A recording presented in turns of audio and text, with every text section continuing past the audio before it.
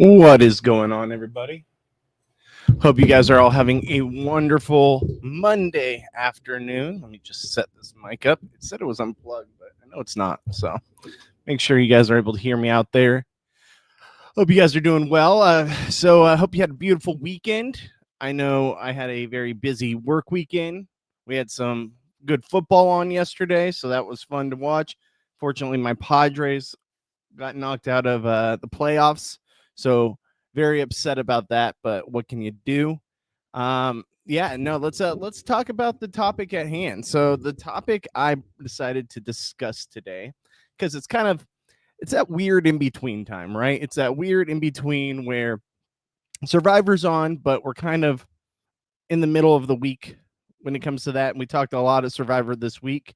So I feel like I change it up. Last time when we talked, we had a really fun discussion about whether or not, who would be on the Mount Rushmore of Survivor, and then also who was the face of Survivor. And kind of got an interesting debate going with the chat where a lot of people thought I was crazy when I said that Boston Rob was the face of Survivor currently, right? Like a lot of them wanted to argue with me that Richard Hatch is the face of Survivor. Now, granted, yes, he absolutely was back in the day, but nowadays I would say it leans more heavily in favor of Boston Rob being the face of Survivor currently. So I want to ask you guys, and I didn't put this in the thumbnail, but I want to ask you guys, who do we think is the face of Big Brother?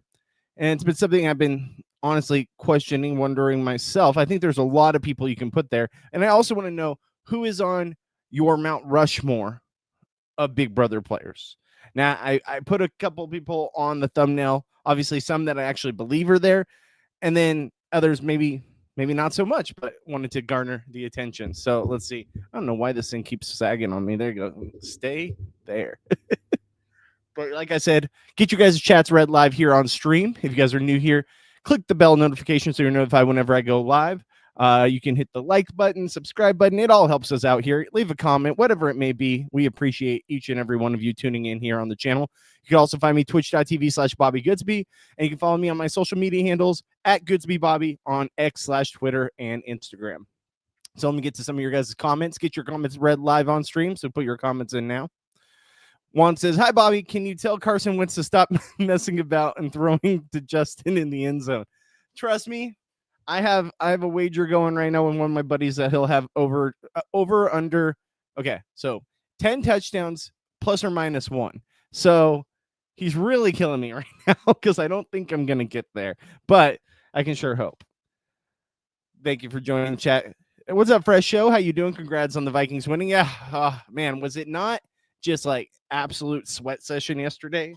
And can I just go on my little van? And I know I'm not going to get into sports all day, so don't worry. It's just a quick little sports thing for the people that are interested in it, and then we'll get into the Big Brother chat. I hate the London/Ireland games being on the West Coast. It's absolutely obnoxious. Back-to-back weeks having to get up at 6 a.m. to watch this game when I know 6 a.m. is not crazy for a lot of people, but I'm a bartender, right? So I'm up till like 2, 3 in the morning. So on Saturday night, I was up till 3 a.m. kind of trying to wind down from my work night. Then I had to be up 3 hours later for the game. And I get it. It's a stupid thing to ask for, but it sucks.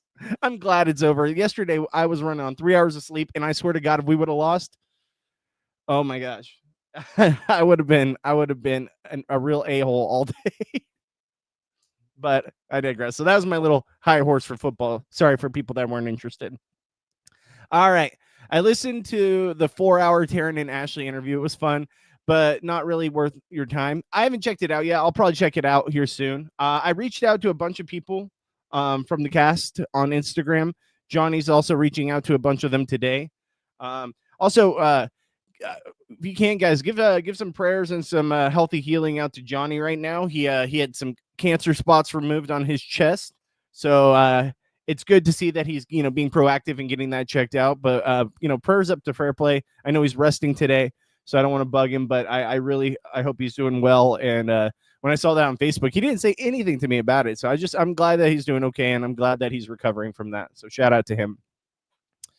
Let's see here. Let's get back to the comments. Get your comments read live here on stream.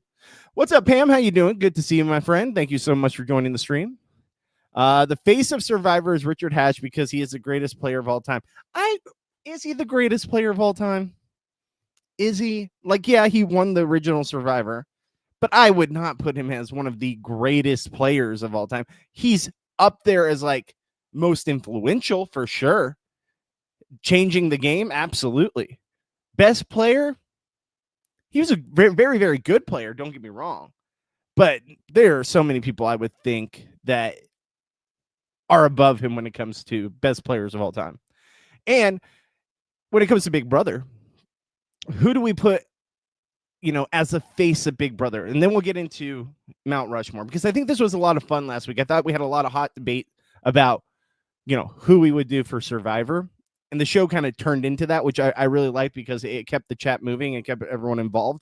So I thought that because we're kind of in that weird lull period where I don't have live feeds every day to talk about. So I got to start figuring out what the show's going to bring to the people, to the audience, to keep you guys coming here. So I think this is a really fun topic to debate. So as far as like the face, realistically, it's got to be someone who's played multiple times, right? And it's got to be someone who's the show constantly throws in our face, right? So it's going to be someone that the show constantly brings around. Like, I feel like, and this might sound crazy, I feel like obviously I would say Dr. Will or Rachel would probably be the most likely like faces of Big Brother. I think Dr. Will, obviously for what he did early on in the game, he's been around forever. Like, he's one of the greatest winners of all time. But also Rachel's up there too, because the show does love to, showcase Rachel a lot. I mean, she's come back 3 times now. And the other person I would say, like, for like the newer generation, I don't want to say new era, but newer generation that the show really loves to like feed us is probably Taylor. So like, it's almost like, yeah, excuse me, Dr. Will, Rachel, Janelle, all those people are like somewhat the face. I would say probably Dr. Will the most, but they're the face. But I feel like they're also wanting to transition to like a Taylor taking over as like the new face of the show, So let me get to more of your guys' comments. Appreciate the question, my friend. When in Rome, what's going on? Let me guess, Keanu will be one of your favorite picks. No, Keanu is not on my Mount Rushmore. Keanu is not one of the, the faces of Big Brother. Absolutely not. Do I like Keanu? Absolutely. Do I see him as one of the Mount Rushmore? No. I did think about putting him in the thumbnail just to trigger people. I put Ashley there to kind of trigger people, but I really thought about putting Keanu in there just to trigger people's emotions and get them to watch the video. But I was like, I can't pull myself to do it. I really can't. All right. Amy, what's going on, Amy? Good to see you again. I hope you're doing well. All right, so let's see here. I know he is not the face of Survivor, but I love Damabate. I love Damabate's game too. The fact that the show didn't bring him back for 50 and hasn't brought him back since is kind of mind-boggling to me. Like, he's the only person ever where it came down to a tiebreaker vote to win the game. Like, if that's not someone that represents 50 seasons of Survivor, like the growth of the show and the timeline of the show, like, no one else has ever gotten to the point where they had to use a tiebreaker with the third person to get there, to determine the winner. So I was shocked when I found out they didn't bring him back for 50. I really think that was a miss there. And I would have loved to see him again because, yes, he was on the challenge and it wasn't great. I wasn't a fan of his time on the challenge, that's for sure. But like, him on Survivor is totally different. And I would have loved to see it. Probably Parvati, but I don't agree with that. Parvati's definitely up there as one of the faces. And she's definitely like, I think I just left her off my Mount Rushmore last week when I did it. Like, my Mount Rushmore for... Sorry, my sock was bugging me. So my Mount Rushmore for Survivor is... Richard Hatch, Boston Rob, Sandra Tony, and then Parvati's just like on the outside. Like, if I could include a fifth, I would include her. But it's like, you can only do 4 because that's Mount Rushmore.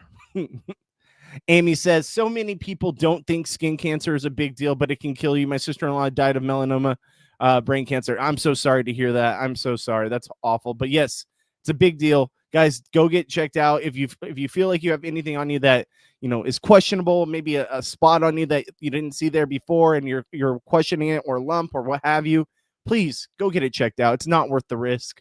Get ahead of it. Be proactive. And it's not just nothing. If you feel like there's something there, go please get it checked out. Go to your doctor, and just to check. It's worth at least checking in. And I know a lot of people are like, oh, I'll put that off, I'll do that, but no, please be proactive about it. F cancer. I agree with you. So I'm glad Johnny was proactive about it. Can we divide the Mount Rushmore into 4 eras: 1 through 7, 8 through 15, 16 through 22, and 23 to current? I actually don't hate that idea. I don't hate that idea at all, because I think that there are, man, my sock is really bugging me. I think that there are a lot of cases where you can make that argument that it's different eras of the show. So therefore those different eras should be different people, because it's not always hand in hand. I kind of like that idea. So maybe we'll try that. So 1 through 7, 8 through 15, 16 through 22, and 23 to current. I'll play that out as well. Let me just catch up on some of your guys' comments. Cody or Rachel for Big Brother? What's up, Healerman? Good to see you. I would say Rachel. I mean, I get the argument for Cody, but I still put Rachel there above him, excuse me. I think of Dr. Will as the face of Big Brother, and that's fair. And I honestly, I'm probably right there with you when it comes to that. And he's definitely on Mount Rushmore. Like, you can't not have Dr. Will on Mount Rushmore. I do think that for like the face of Big Brother, it's not like Survivor, right? Where Survivor has really pushed Boston Rob as like, this is the guy. If you're going to look at him on Big Brother this year, right? When he came on, like, clearly they wanted to do some kind of cross promotion. Well, because Survivor was around the corner, Survivor 49 was around the corner. So you want to have that cross promotion through CBS. And who's the person that they pick to come and talk about Big Brother? It's, Boston Rob. Like, that's the guy that they have as the face for Big Brother. I feel like it's not so cut and dry, because I feel like they don't necessarily push one way more than the others. I think Dr. Will would probably be the most that they push in front of us, but I do think that they spread it out through different eras for sure. And then Nicole before Taylor. I agree. They definitely push Nicole as well. But I just don't think the audience necessarily translates completely well with Nicole. Like, I feel like there's always a little disconnect with Nicole. And unfortunately for her, I feel like a lot of it's like, her whiny tone, like her voice, like how she comes across, and like how she very whiny. At times, like watching her on the show, it's she seems like she can be a little like, how could you do this to me type of thing. But they definitely push that in front of us, right? They definitely push Nicole to the front. Hit that like for Bobby. Bobby, thank you so much. I almost messed up my own name. Thank you so much, Jamie. I appreciate it. Please hit that like button. That would help me out a lot. Dactor, I'm going to say that's what that says. Thank you so much for joining the show. I appreciate you. Nicole deserves to be on Mount Rushmore. She's definitely up there. And it's a tough one. That is a tough one. The more and more I discuss the whole Nicole narrative, the more I absolutely think like there is potential there for Mount Rushmore. And we'll get into it. Because I think that your guys' Mount Rushmore might be different from mine. And that's the thing here. We all can have our opinion, and it's all fair. No judgment here. We might give you a hard time, but we all, in this community, we really like to build people up by letting you guys share your comments and your reactions to things, as long as they're, as long as they're appropriate. We absolutely push that. Everyone has their voice here on my channel.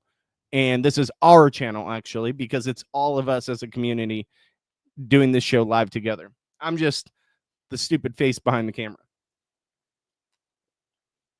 All right, so let's get into it. Let me get back into some of your guys' comments here. Her stats speak for themselves. They absolutely do. I have nothing wrong with her game.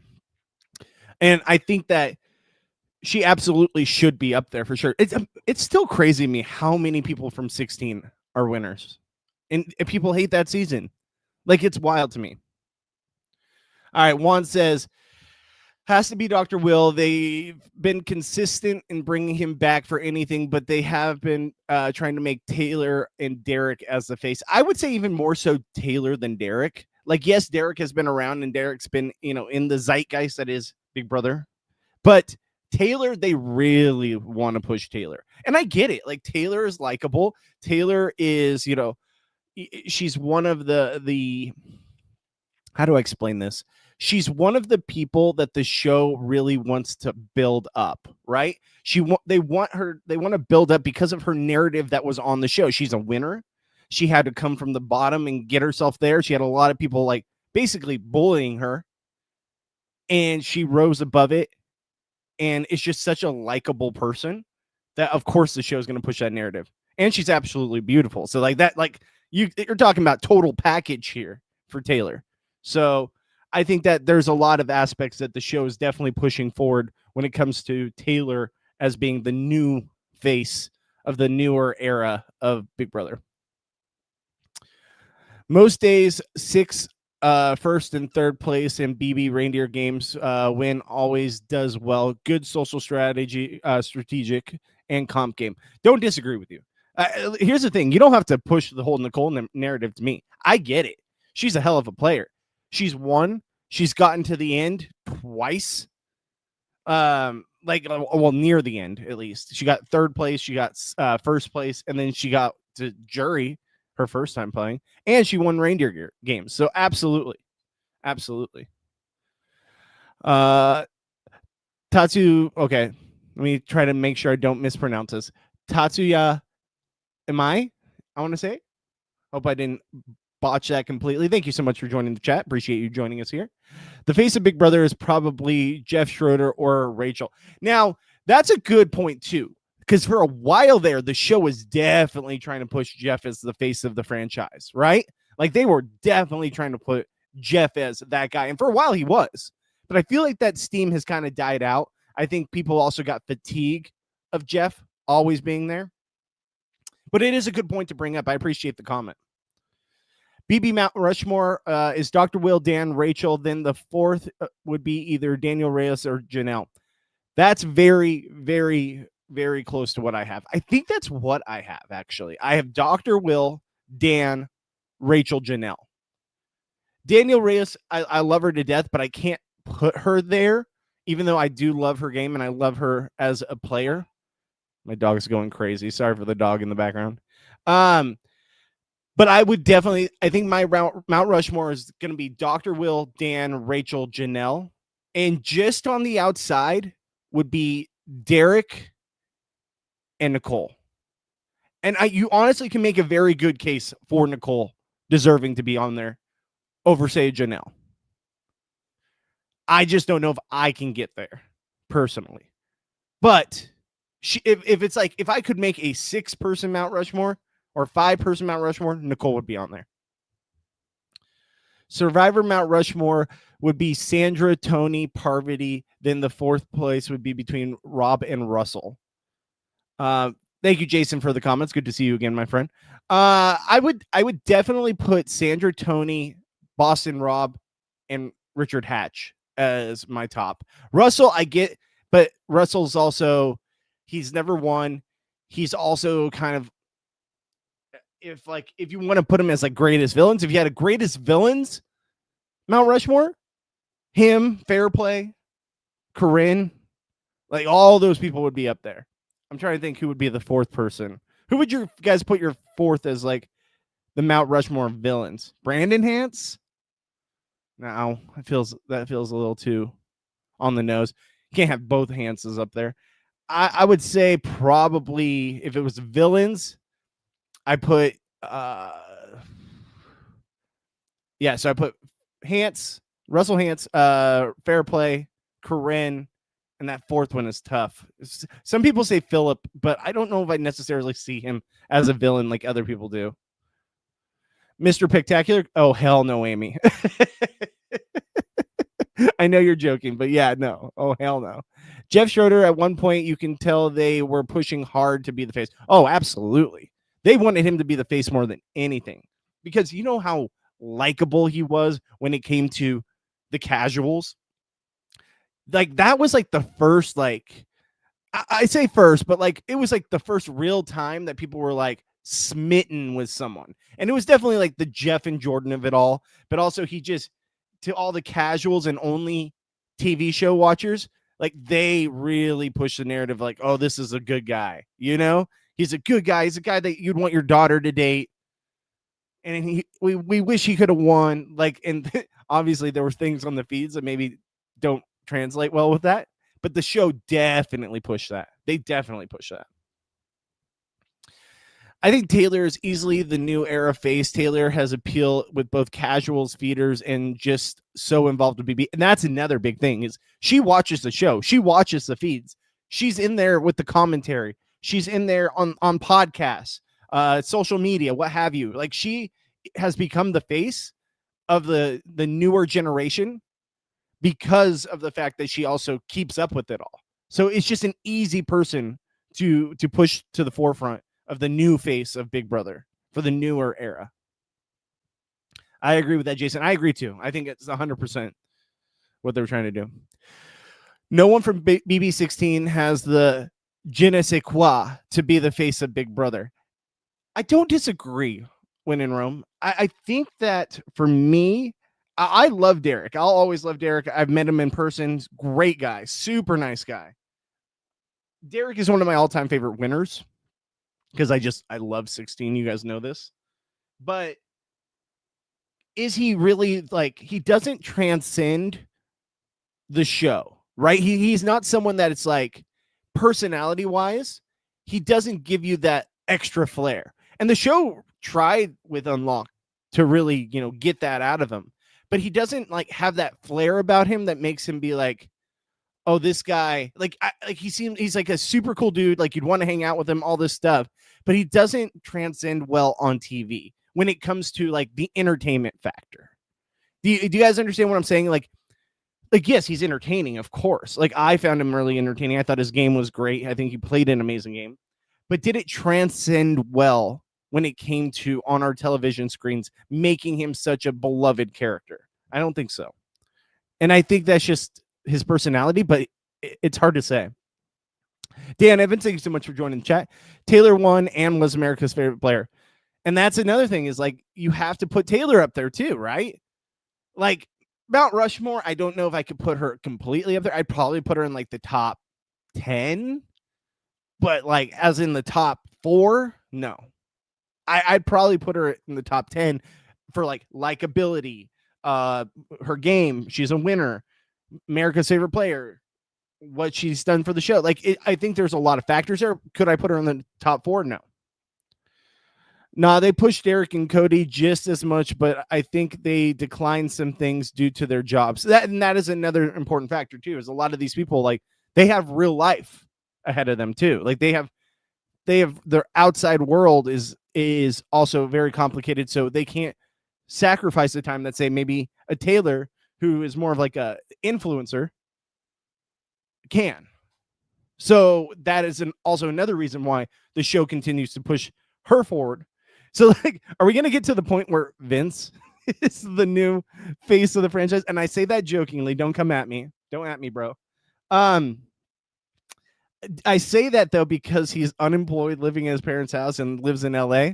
Like, the show could just call him up and he'll be there, right? So, like, are they going to push that just because of his availability opposed to other people? I don't know. And I'm joking, guys. I'm joking.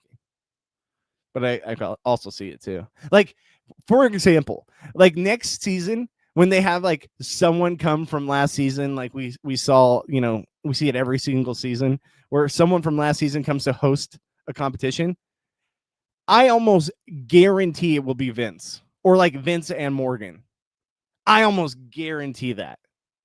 Like, who else would it be? Because who else is available on the drop of a hat? Like we saw with KC or like Angela.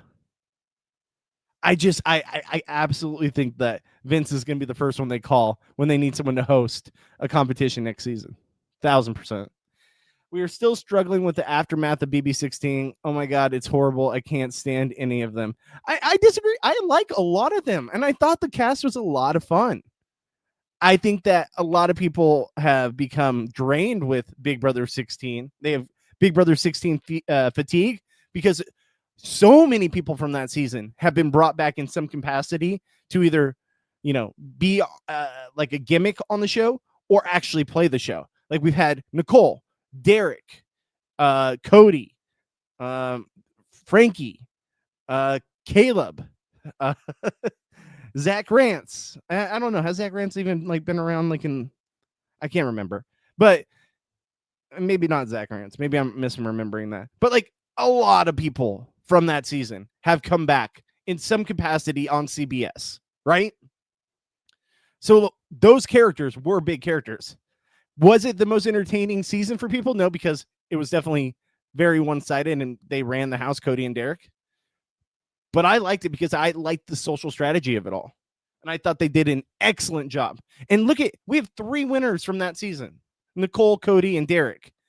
All 3, you could argue, should be up on the Mount Rushmore. Absolutely, you should argue that. I still think Cody's one of the best players of all time. Because Cody won, and then he got second place. Probably should have won had he just not taken Derek and taken Victoria instead. And then he won the next time he came back in an all-star season. Now, was it a very boring season? Absolutely. Everyone wanted to work with Cody, but 100%. Nicole isn't in contention for the Mount Rushmore because I think it's more about a player's iconicness. Nicole doesn't have the X factor like others do. Don't disagree there. Like I said, there's something that I feel like doesn't translate well with the fans because of the fact that there's aspects of her whininess and Victor, Cody, like very much so seems like, oh, you guys should be doing this for me. And I don't think that translates well to the fans. There are people absolutely that love Nicole and are obsessed with Nicole. She has a huge, huge following. But does it translate well to everyone? And I agree with that. I think that iconicness is a big, big factor. I find Taylor annoying and consistently makes things about race/gender. Always wants an all-girls alliance. She went on Tyson's podcast and asked if this was cultural operation with tribe names. So I think as far as a character on our screens, absolutely. I think that there's also an aspect of what you say there, it's important, but I do think that certain narratives get driven too much, right? They really want that all girls alliance thing to work out. And sometimes it gets close or there's something forming, right? But I don't ever, and I've said this on the podcast before, I don't care if it's all girls. I don't care if it's all guys. Is it entertaining? Are they playing the game? Do we have to be all up in arms that it's an all guy alliance? And oh no, here we go again. And dog it because of that reason. I don't think so. I think you can like it for what it is. And if they're good game players, they should be respected. And I also think that if it's an all girls alliance, same thing. Everyone wants that to happen. Sometimes we all push for that to happen and it just won't because for whatever reasons, it seems like there's a lot of factors there. But I'm okay with it being either way. I don't think you can just say it only has to be one way, right? And I know people will disagree with me on that take. Some people, they hate the all men's alliance and only want to see an all women's alliance. But I don't think that's really fair. I think it should be able to go both ways. And that's where I feel like I differ from a lot of people in the community on that factor. But that's just my opinion. I don't care one way or the other, whichever way you're leaning on what you prefer. I think that it absolutely should be on equal footing and everyone given an equal opportunity to be able to play the game however they want to play. Thank you for your comment, Juan. Jason, I have Danielle Reyes on Mount Rushmore due to her being a great player and a great character. Also, the reason why jurors are sequestered essentially changed the game. Very true. You're not wrong there. definitely changed the game. She's one of my all-time favorite players, for sure. Is she my favorite? Is she on Mount Rushmore for me? No, but I think that's also a factor of the fact that we haven't seen her. Yes, we saw her in Traders, but like as Big Brother, if I'm just putting it in a Big Brother sense, we haven't seen her on Big Brother in a very, very long time. And outside of reindeer games, but like the actual show, we haven't seen her in a very long time.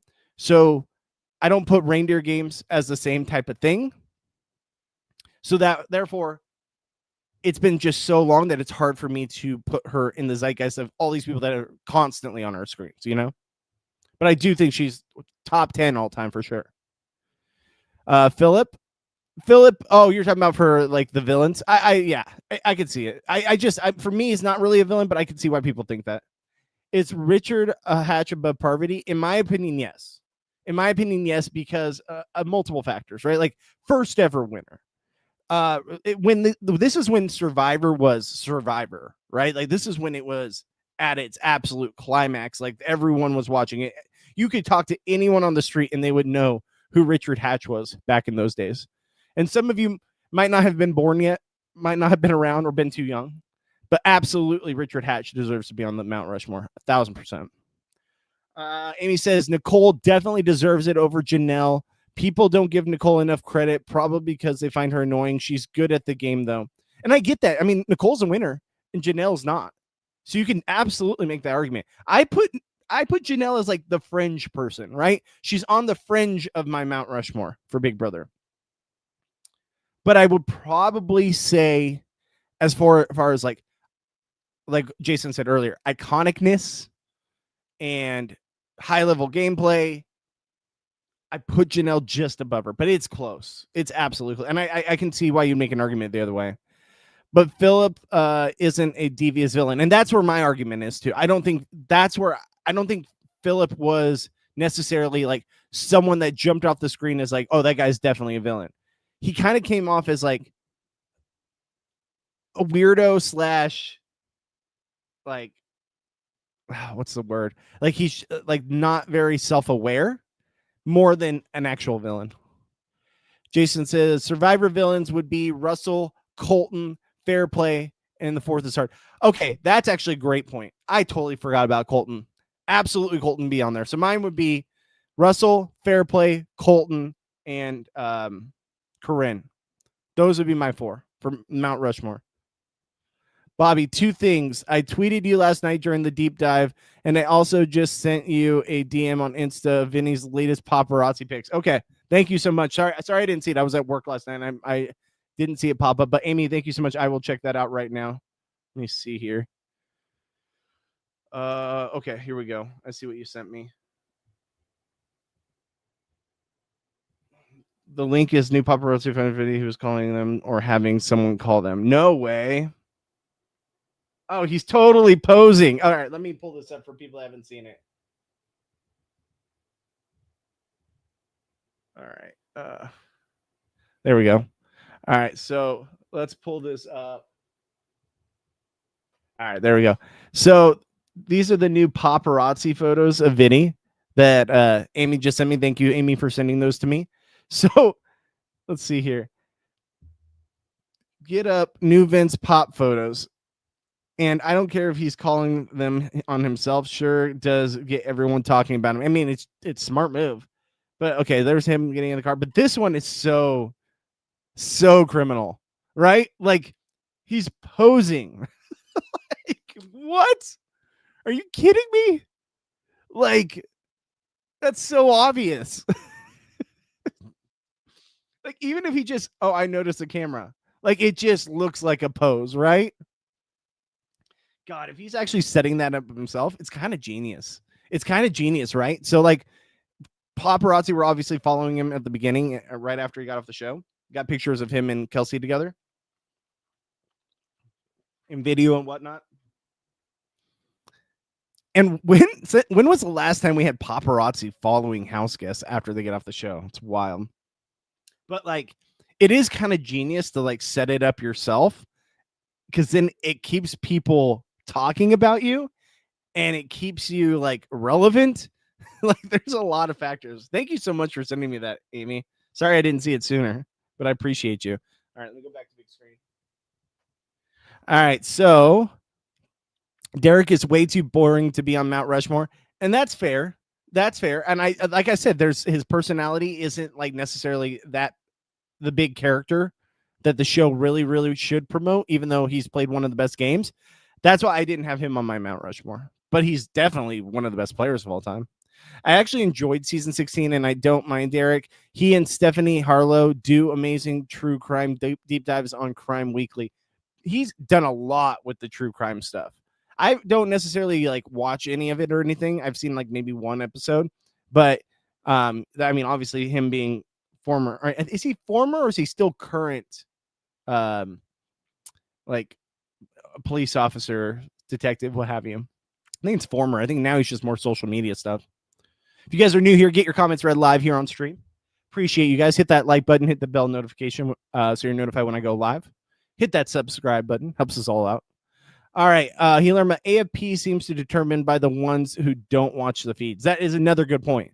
Is America's favorite player is very much so the superfan community, Twitter community, what have you. But it's also a big casual thing as well. They'll be getting engaged in the backyard. And 100%, they're going to be getting engaged in the backyard, and you're going to have like 5 paparazzi getting all different angles that he set up himself. Oh my gosh, you guys are killing it with the comments. Okay, let me catch up real quick. I think it's hard for any player within the past 10 years to be on the Mount Rushmore because they don't have the time invested as much as the vets players. And that's a good argument. It's a very good argument. And I think that's why my Mount Rushmore is more so heavily invested in the people that have been on our screens for a very long time. 1000% agree with that. Have you seen Grodner's interview about White Locust Twist? Production genuinely hates us. At the end of the interview, she was basically implying that they would do it again, which is so dumb. Also, I kind of got trolled last week by some people in here. I don't know who was said it on here, but they were talking about the Eric Stein interview on Rap and how like he said that they were going to do more of those twists and that they canceled them because of the outrage. And I really fed into that. I was like, oh, that's true. That's crazy. And I like talked about it a lot.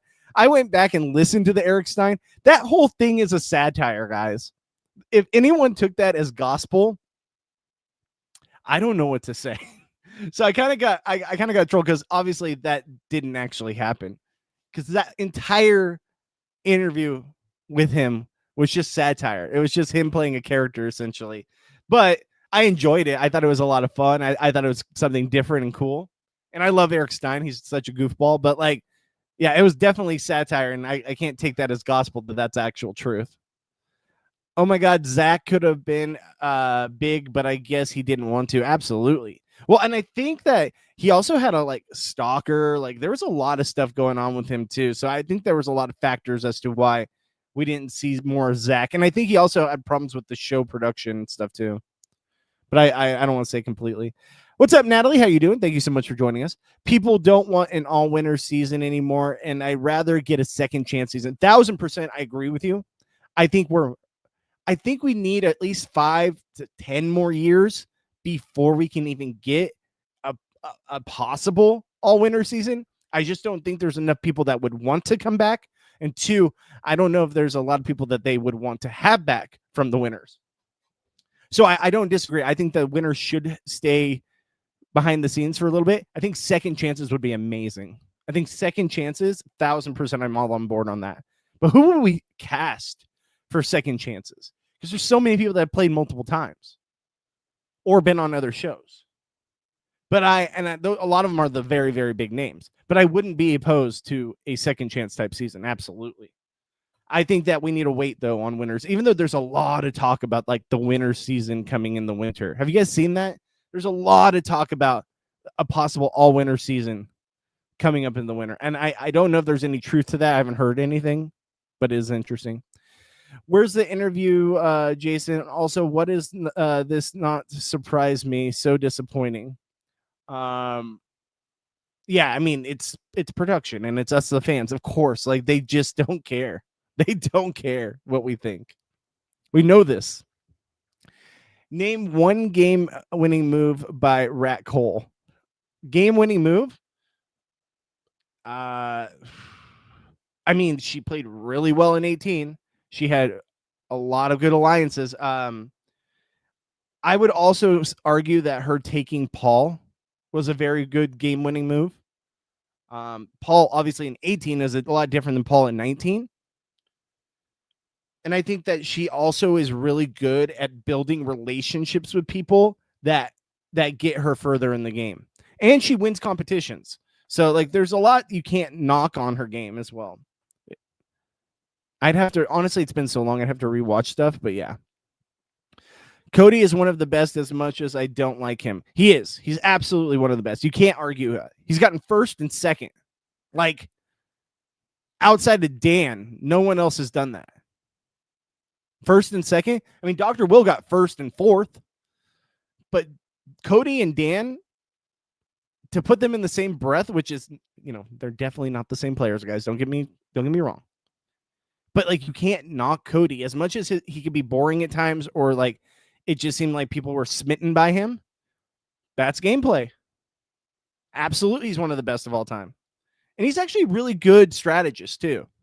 Did Derek run it mainly? I would say in 16 he definitely ran it more, but I think Cody learned a lot from Derek post BB16, and we saw a lot of that play out on All-Stars too. What makes Rat Cole's game iconic? Well, to be honest with you, I think the voice is iconic in good ways or bad ways. I think that every season she's had some kind of romance, and then she got married with someone from the show. So, like, people like that. People love to see relationships work. It's not my cup of tea, but people do love that, right? Look at the Jeff and Jordan, Rachel, Brendan. All of these people have been all over our screens because the show loves a romance story that works. And she's had multiple romance stories, and one worked. So that is another part of her game that it's not necessarily iconic, but it makes her an icon for the show to push forward. I despise season 16. It has done irreparable damage to how people play and introduced 3 of the most boring winners ever. That's how you feel. That's how you feel. I disagree. I thought it was very entertaining. You really don't like Nicole, do you? Okay. I'll move along. Taylor, I like her, but I don't.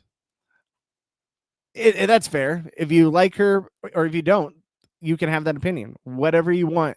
The thing is, like, you can't not say, though, that, like, Taylor is definitely become the face of the show when it comes to, like, the new era. It's obviously a man's fault that all girls alliance has never worked. They always get in the way. Yeah. Honestly, there's aspects of that. Absolutely, for sure. Don't disagree with that. I don't disagree with that at all. Well, that would make it woman's fault, LOL, being too male-centered. I'm not trying to... Okay, so to go back to that point, because I feel like I'm way back in the comments now. To go back to that point, I'm not saying that, like, an all-women's alliance that I'm not here for. I'm absolutely here for it. I'm here for anyone that plays a great game. That if a 4 horseman alliance was a 4... I don't know. What's the word? Horse lady alliance, I would have been here for it too.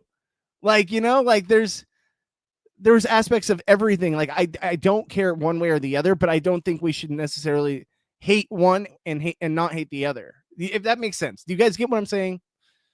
I think that it should be fair for anyone to have any kind of strategy. And if working with one single gender is best suits your game, by all means, do it. I want to see what you can do in that situation. Danielle and Jason are who made me fall in love with the game. Interesting. So Danielle and Jason are the ones that really made you fall in love with it? Huh. I feel like for me, it was definitely Eric Stein and Evil Dick.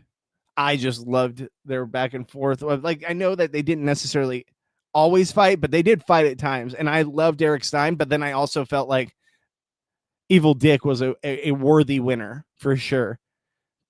People disagree, but I think Eric Stein's what really made me fall in love with the game, because I saw how even when he had his back against the wall with a stupid twist that made him basically tank his game, he still rose above it a lot of the time until it finally, blew up in his face, which he couldn't control. Well, she's declined all stars. Maybe you're talking about Danielle. Not false. I think the reason why people are averse to all male alliances is because we've just seen it happen so much. That, in addition to actual life, can just be a lot. And that's fair. And I get it. I get it that we've seen it a lot. We've seen it play out. But if it's working, and if it's working for you, and if it's working, for your alliance, I don't think we should hate them just because it's an all-male alliance. Just like how I say, I don't think we should absolutely love them if it's an all-female alliance doing it, just because it's an all-female alliance. I want to see the game you're playing, and if it's worthy of my time of supporting. Doesn't matter, male or female. I think that if you're playing a game and you're absolutely running the house and great social strategist, if it's an all-female alliance, I'm here for it. If it's all male, I'm here for it. But I don't fall into the camp that, because we've seen all male alliances a bunch of times on our screens, that we can't support it because it's all male. I just think that's too one-sided, right? That's too, you're putting it out there because you just don't like seeing that. And I feel like that's not fair to the players and the game they're playing. But you could go either way with that. Like, if you want to say the same thing, love or hate all female or love or hate all male, that's fine. But I don't think we should just hate an all male alliance because it's an all male alliance. You know what I'm saying? Just like we shouldn't love an all female alliance just because it's an all female alliance. I want to see the players and how they're actually playing. Everyone was watching it. I remember how big of a deal it was. Oh, you're talking about Survivor? Yes. Season 1 Survivor was massive. It was there, you guys, like, I can't even put it into words. Like, Survivor season 1, if you weren't alive for it or you were too young to remember, I was like in 6th grade. It was everywhere. You couldn't go anywhere without hearing about Survivor. Even my dad, who doesn't watch reality TV really, he was really into that and The Apprentice back in the day. And those were like his 2 shows. But like, he even watched it. He even was glued to his screen. Nowadays, I can't get my dad to watch reality TV to save my life. My mom still keeps up with Big Brother. Not so much Survivor, but she keeps up with Big Brother. She just called me the other day and was like, I was listening to your podcast, and can you not say the F word? She's so sweet. I was like, Mom, I don't really say it that much. Shout out to Barb. But yeah, no, she listens to the podcast, so say what's up to Mom in the chat. But yeah, she was talking to me about Big Brother, and she's like, I don't really get why there's so much. And she's an ultimate casual. Don't get me wrong, she's an ultimate casual. She does not pay attention to social media, none of that, right? But she was like, I don't get why people are so crazy about Ashley's win. It doesn't make sense. And I was like, see, that's the factor, is like, you didn't get to see it because you only watched the TV show. You didn't watch the feeds like a lot of us do. And you didn't get to see like the social media of it all, like behind the scenes stuff when it comes to feeds. Like, there was a lot of aspects, and I explained it to her, and she's like, oh, that makes sense. I get it now. And the show, that's on the show. Like, the show did a very bad job of highlighting Ashley's game. And that's a knock more on the show than it is Ashley. I can't even watch Rob's winning season. Cannot stand that Philip, not one bit. He was not my cup of tea. I met him in real life at a Rob Has a Podcast party. And he definitely played a character, guys. Like, he definitely portrayed a character, but I don't think that it's completely wrong to say that there's a lot of him. Just like Fairplay. Like, he's playing a character, but there are aspects of it that are true to their actual character. For example, Big Brother 27 is the most interesting and fun side of the house was Rachel's side with Ashley, Will, Morgan, Mickey, Jimmy. So I think mixed alliances with varying personalities is always the best. Don't disagree. I much prefer mixed alliances. 1000%. I think mixed alliances are a lot more fun. I think it's a lot more fluid.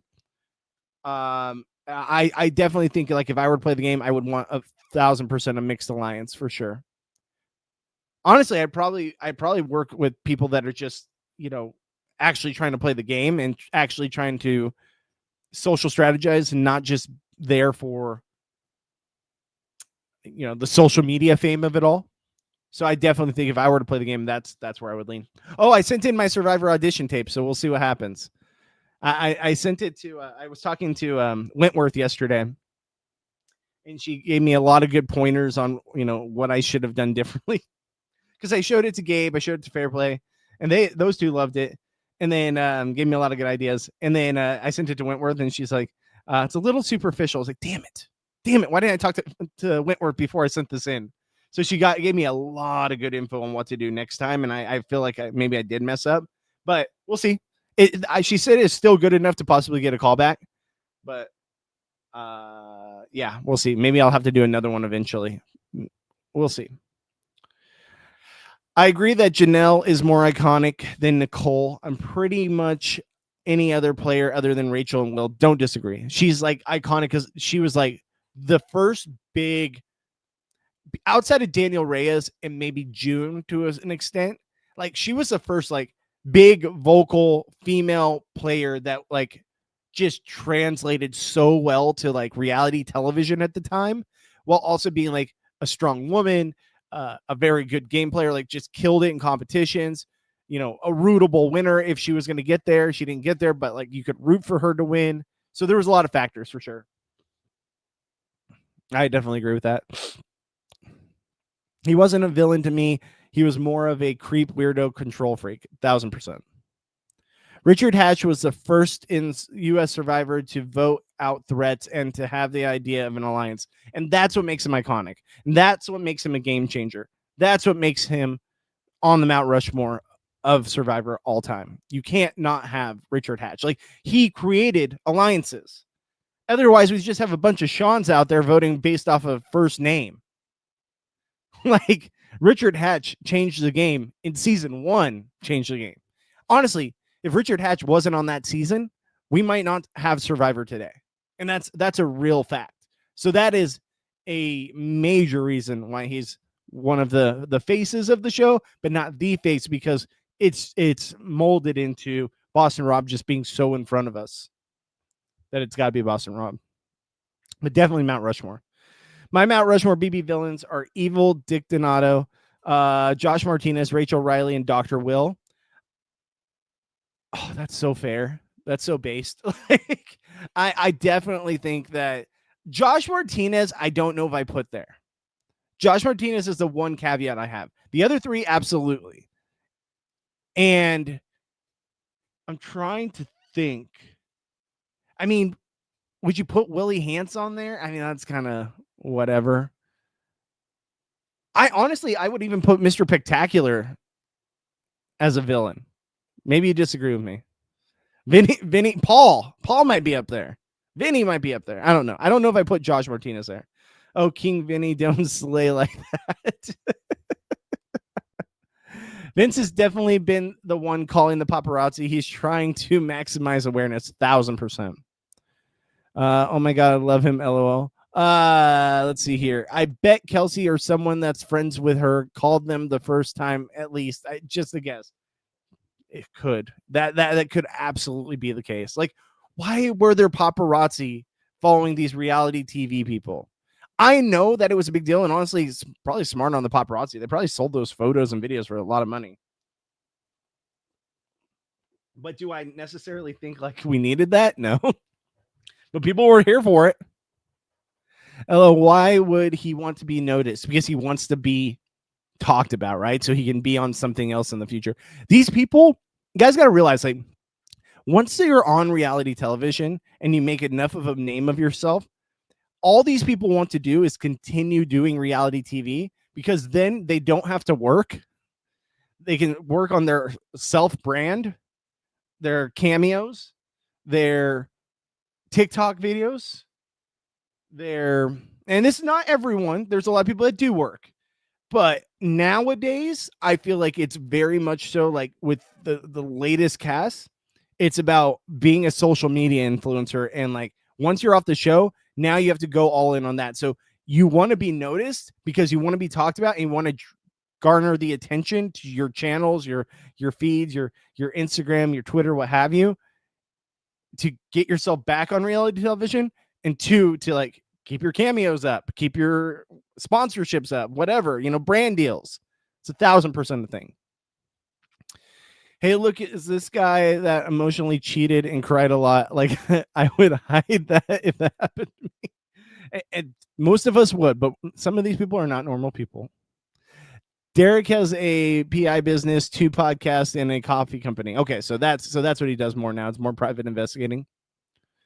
I thought I was just ADHD and missed that part because I was chatting about during Eric's interview. Oh, it's all good. I didn't know who told me. There was other people in the chat that told me that too. But yeah, no, it was definitely satire, right? It was definitely supposed to be for fun. Only the first part was satire. I felt like, I got like 45 minutes in, and I got to the part where he talks about how they as the masterminds were planning to do more of the wheel of death or whatever, the hamster wheel of death, and that they decided not to because of public outrage. But he was talking more from the mastermind's perspective more than anything. So yeah, I absolutely believe the majority of it that I saw was satire. I didn't finish it though. I will be honest with you. I haven't finished it yet. Too many podcasts, man. Because like when I listened to RHAP, I was like, okay, I want to listen to that. Oh no, they got the new Survivor one up on here, the know-it-alls. I want to hear that. Oh, and they got, this interview with this person. I want to see that. Like, I'm behind on a lot. I really listen to my podcast when I'm driving to and from work, and that's about it. It's so many good and interesting players that have only played once. There are 1,000 of people, or no, not 1,000. We probably haven't had 1,000 people play. There's a couple hundred people that you can pick from, and there's absolutely people I would want to see back on my screen. Thank you so much for hitting that like button. I appreciate it. It helps us out a lot. Thank you so much. Twitch.tv/Bobby Goodsby and YouTube.com/aftershow. At Goodsby Bobby 2 on my social media if you guys want to follow me there.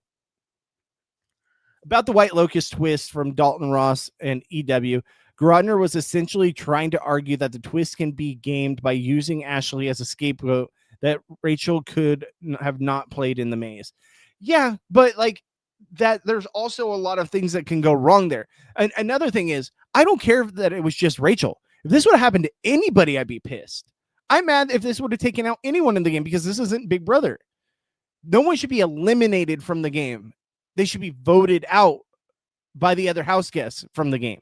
That's Big Brother. So if you want to use that as a scapegoat, if you want to use what she's saying as truth, it shouldn't be about, oh, well, this could happen, or you could have just not played. No, it shouldn't have happened. Like, this whole twist should not have happened at the end of the day. Take some accountability when the vast majority of people are telling you they hated it and it sucked. And you killed so many storylines by this one aspect. It's crazy. She had great jury management, unlike Paul, and she was playing behind the scenes. But people like Paul didn't even realize it. That's why he took her. That's right. So he took her, right? So he didn't see the game that she was playing. I agree with you.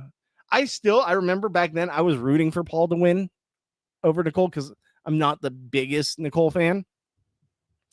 She was very lovely in person. As far as game player,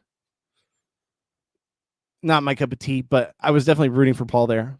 Paul, even though I know you guys are saying second chances, I want to see Paul back. I really do. I want to see how he would change up his game all these years later. And he's still out there talking about Big Brother. I think a sleeper pick for Mount Rushmore would be Boogie, member of Chilltown, co-dominated All-Stars, was a coach on Big Brother 14. Man, I wonder if my take on Boogie ever since his whole fallout with Dr. Will and how he's kind of fallen off a cliff essentially when it comes to his likability and his public persona.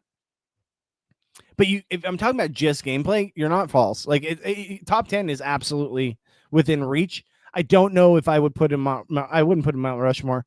He'd probably fall in that 8, 9, 10 area.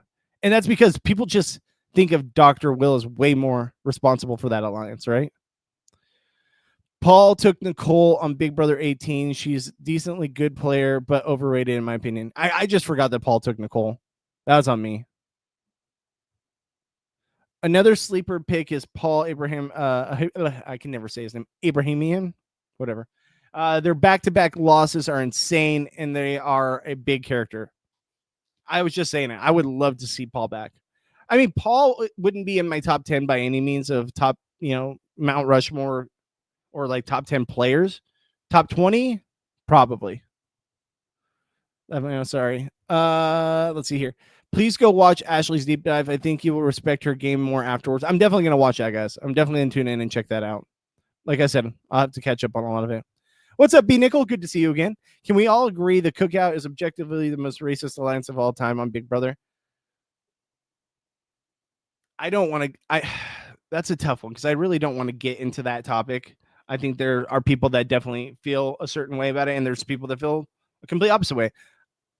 I liked it for what it was. I enjoyed it. But I don't really want to talk about like the racial divide between it all because I don't think that's my place as a white middle-class male. I definitely don't think that's my place. So I don't want to talk about the racial element of it all. But I know there's people that have differing opinions on that for sure. Well, I watched them in all real time, and I was an adult. I barely watched season 1. I liked season 2, but it wasn't until Danielle and Jason being sneaky with their alliance that I really fell in love. And I think a lot of people really liked. Obviously, season 3 on is when it really became kind of like Big Brother. Like even season 2, it was good because it was a different game, but like people were still learning the game. And I feel like by season 3, you saw more game players, even though there's a lot of people that definitely would have been like season 2 candidates for how they played the game. And then I think by season 4, you really saw it develop. So there's that weird mold of like the game starting to take shape in those early seasons. And you can't even count 1. It wasn't even the same show. But season 2, you saw a little bit of it, especially Dr. Will. That's what I think allowed people to realize, hey, there's a game to be played here. Then season 3 with Danielle and Jason, absolutely. And I think people it resonated for a lot of people. And then by June and Allison on season 4, it was like, okay, now people are playing the game. It's easy for you to say because you're a man. That's likely, or like saying we don't need diversity because you aren't a minority. And that's fair. I don't disagree with you. And maybe that's my hot take because I like both sides. Like I like to see an all women's alliance. I like to see an all men's alliance. And I don't think that it's necessarily because I'm not saying we need diversity or anything. I think, and I absolutely think that we need diversity. We need those things to be on our screen. We need to see more diversity played out on reality television because that is a part of our real world, right? Our real world is very diverse. So why can't our shows be diverse? I absolutely agree with that. And I think that seeing an all women's alliance, I'm not saying I wouldn't be here for it. I would be here for it. I absolutely would be. So that's why I think that you can like both aspects. You don't have to necessarily say one way or the other how you're feeling. I don't think people hate on an all males alliance just because it's just men. It's just that they're a steamroll typically. Yeah. And we've seen it happen multiple times. I think Xavier and Ashley winning in recent seasons will genuinely make being a lawyer in the Big Brother house like being Voldemort on Hogwarts. First boot, Big Brother 20 will have lawyer allegations. It's actually a very good point. It's a very good point because there's absolutely a case to be made that like if you even say you're a lawyer now or have any kind of lawyer tendencies, it's going to backfire because we've seen multiple lawyers do well on reality television lately. So yeah, if you're a lawyer, maybe I need to add lawyer to,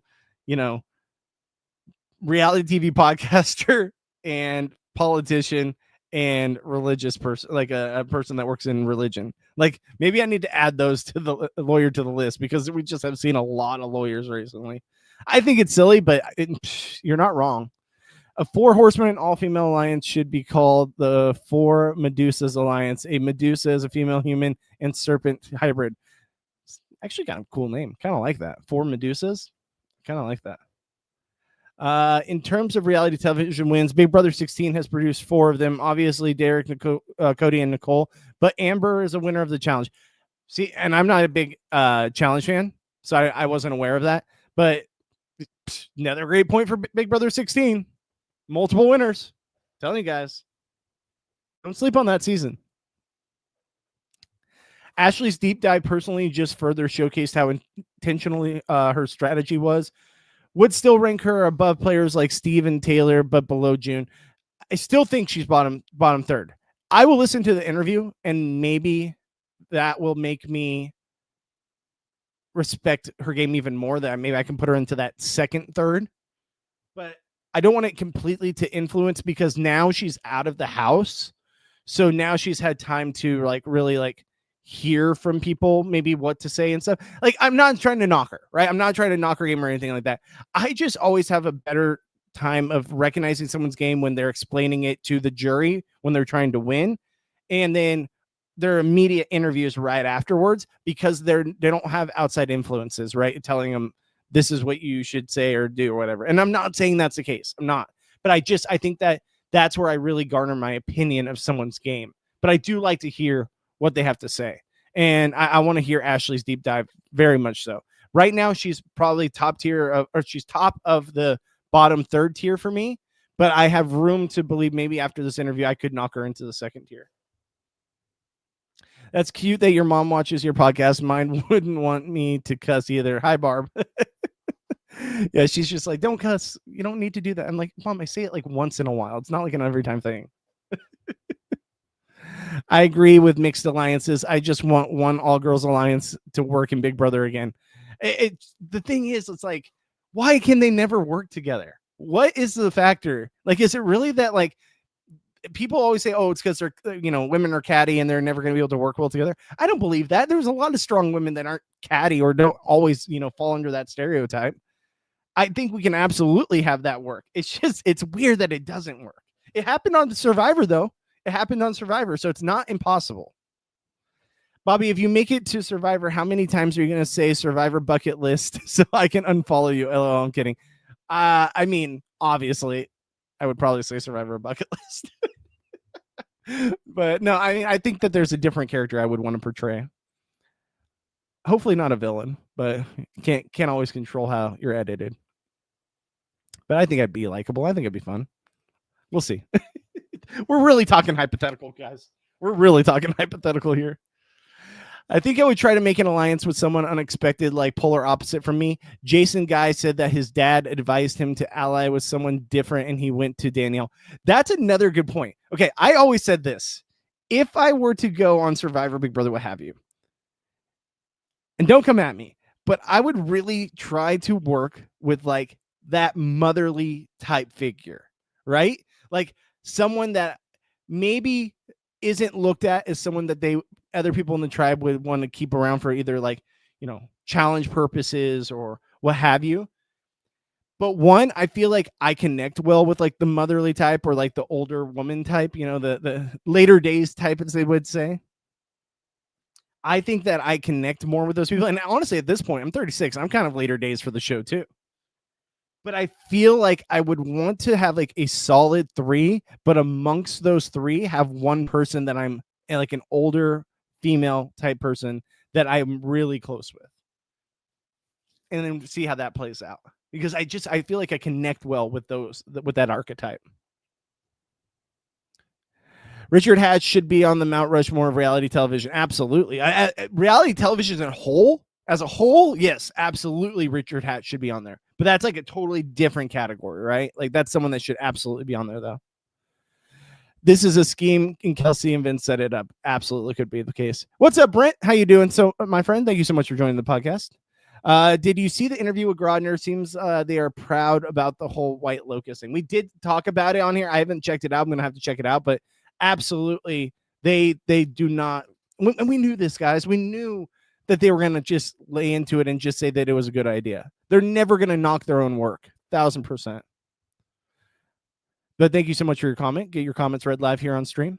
Bobby, have you ever seen Chris from Survivor 42 sent in an audition video of him eating dog poop from the ground? I did. He's like, oh yeah, this is my dog, whatever it was. And he's like, and this is my dog's poop. And this is me eating the poop. I still think that's wild. I really wish I would have changed my video.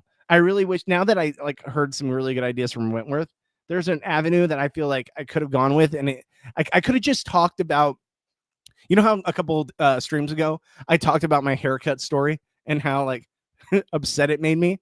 And like, I got a lot of good feedback on like it was really funny and entertaining to hear that.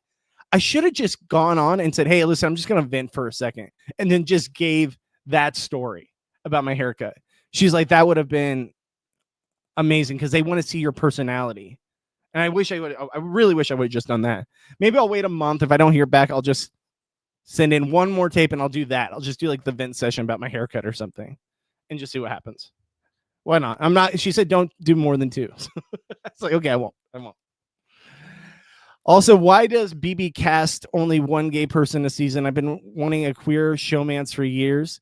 Whenever they do cast multiple queer people, they're either taken or different ages or different genders too.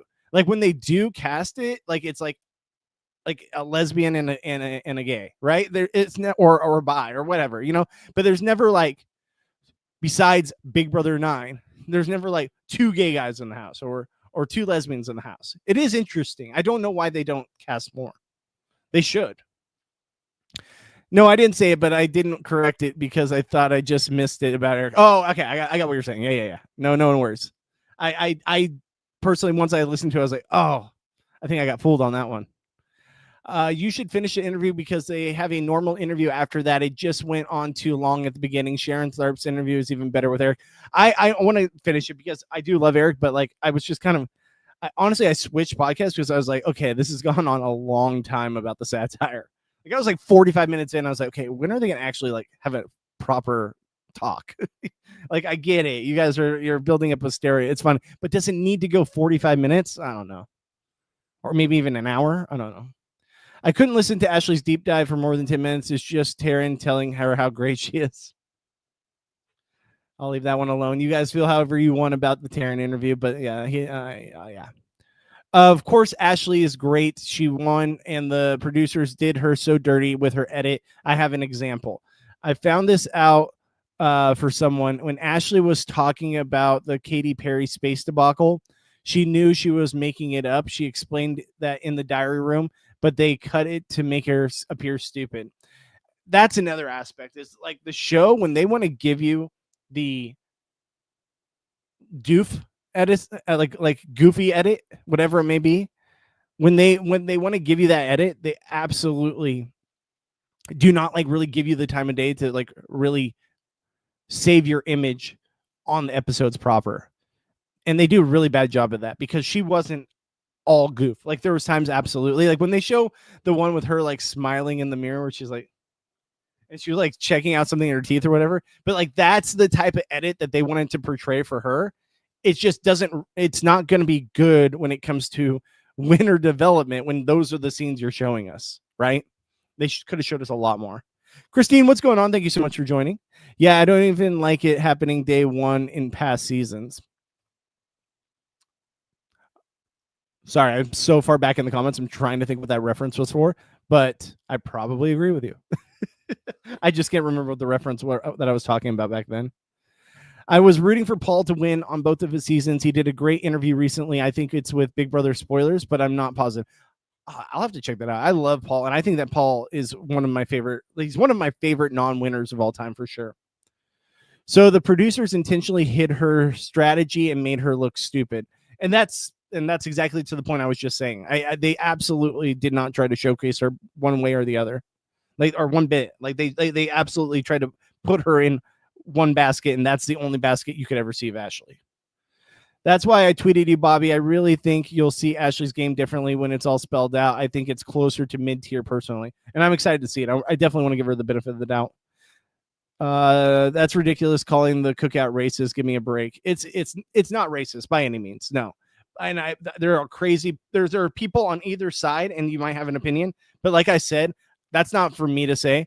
I liked watching the cookout, but like I as a white middle-class male, I'm not going to have an opinion on that. Like that's not for my place at all to even talk about on this podcast because I don't think it's I don't think it's relevant to that storyline as far as the gameplay that was played. I think they played an amazing game. And I just don't think it's my place to talk about in general. I really don't. It's crazy how people will call the Cookout racist, but not mention all the other racists who came way before Cookout was even thought of as laughable. It's laughable. Yeah, like absolutely. There were so many other like ridiculously racist things that have happened on this show that to put that in the same category is crazy to me. And that's why I want to leave it alone, because I think it's too much of a hot button topic when it comes to things that are like stuff I don't really like talking about, because I don't like that being even in the conversation of what I'm trying to do here with this channel. Does that make sense, guys? Like I don't like talking about it. It's not because it's like a fear of talking about it. I just don't think it's my place to talk about that, being who I am.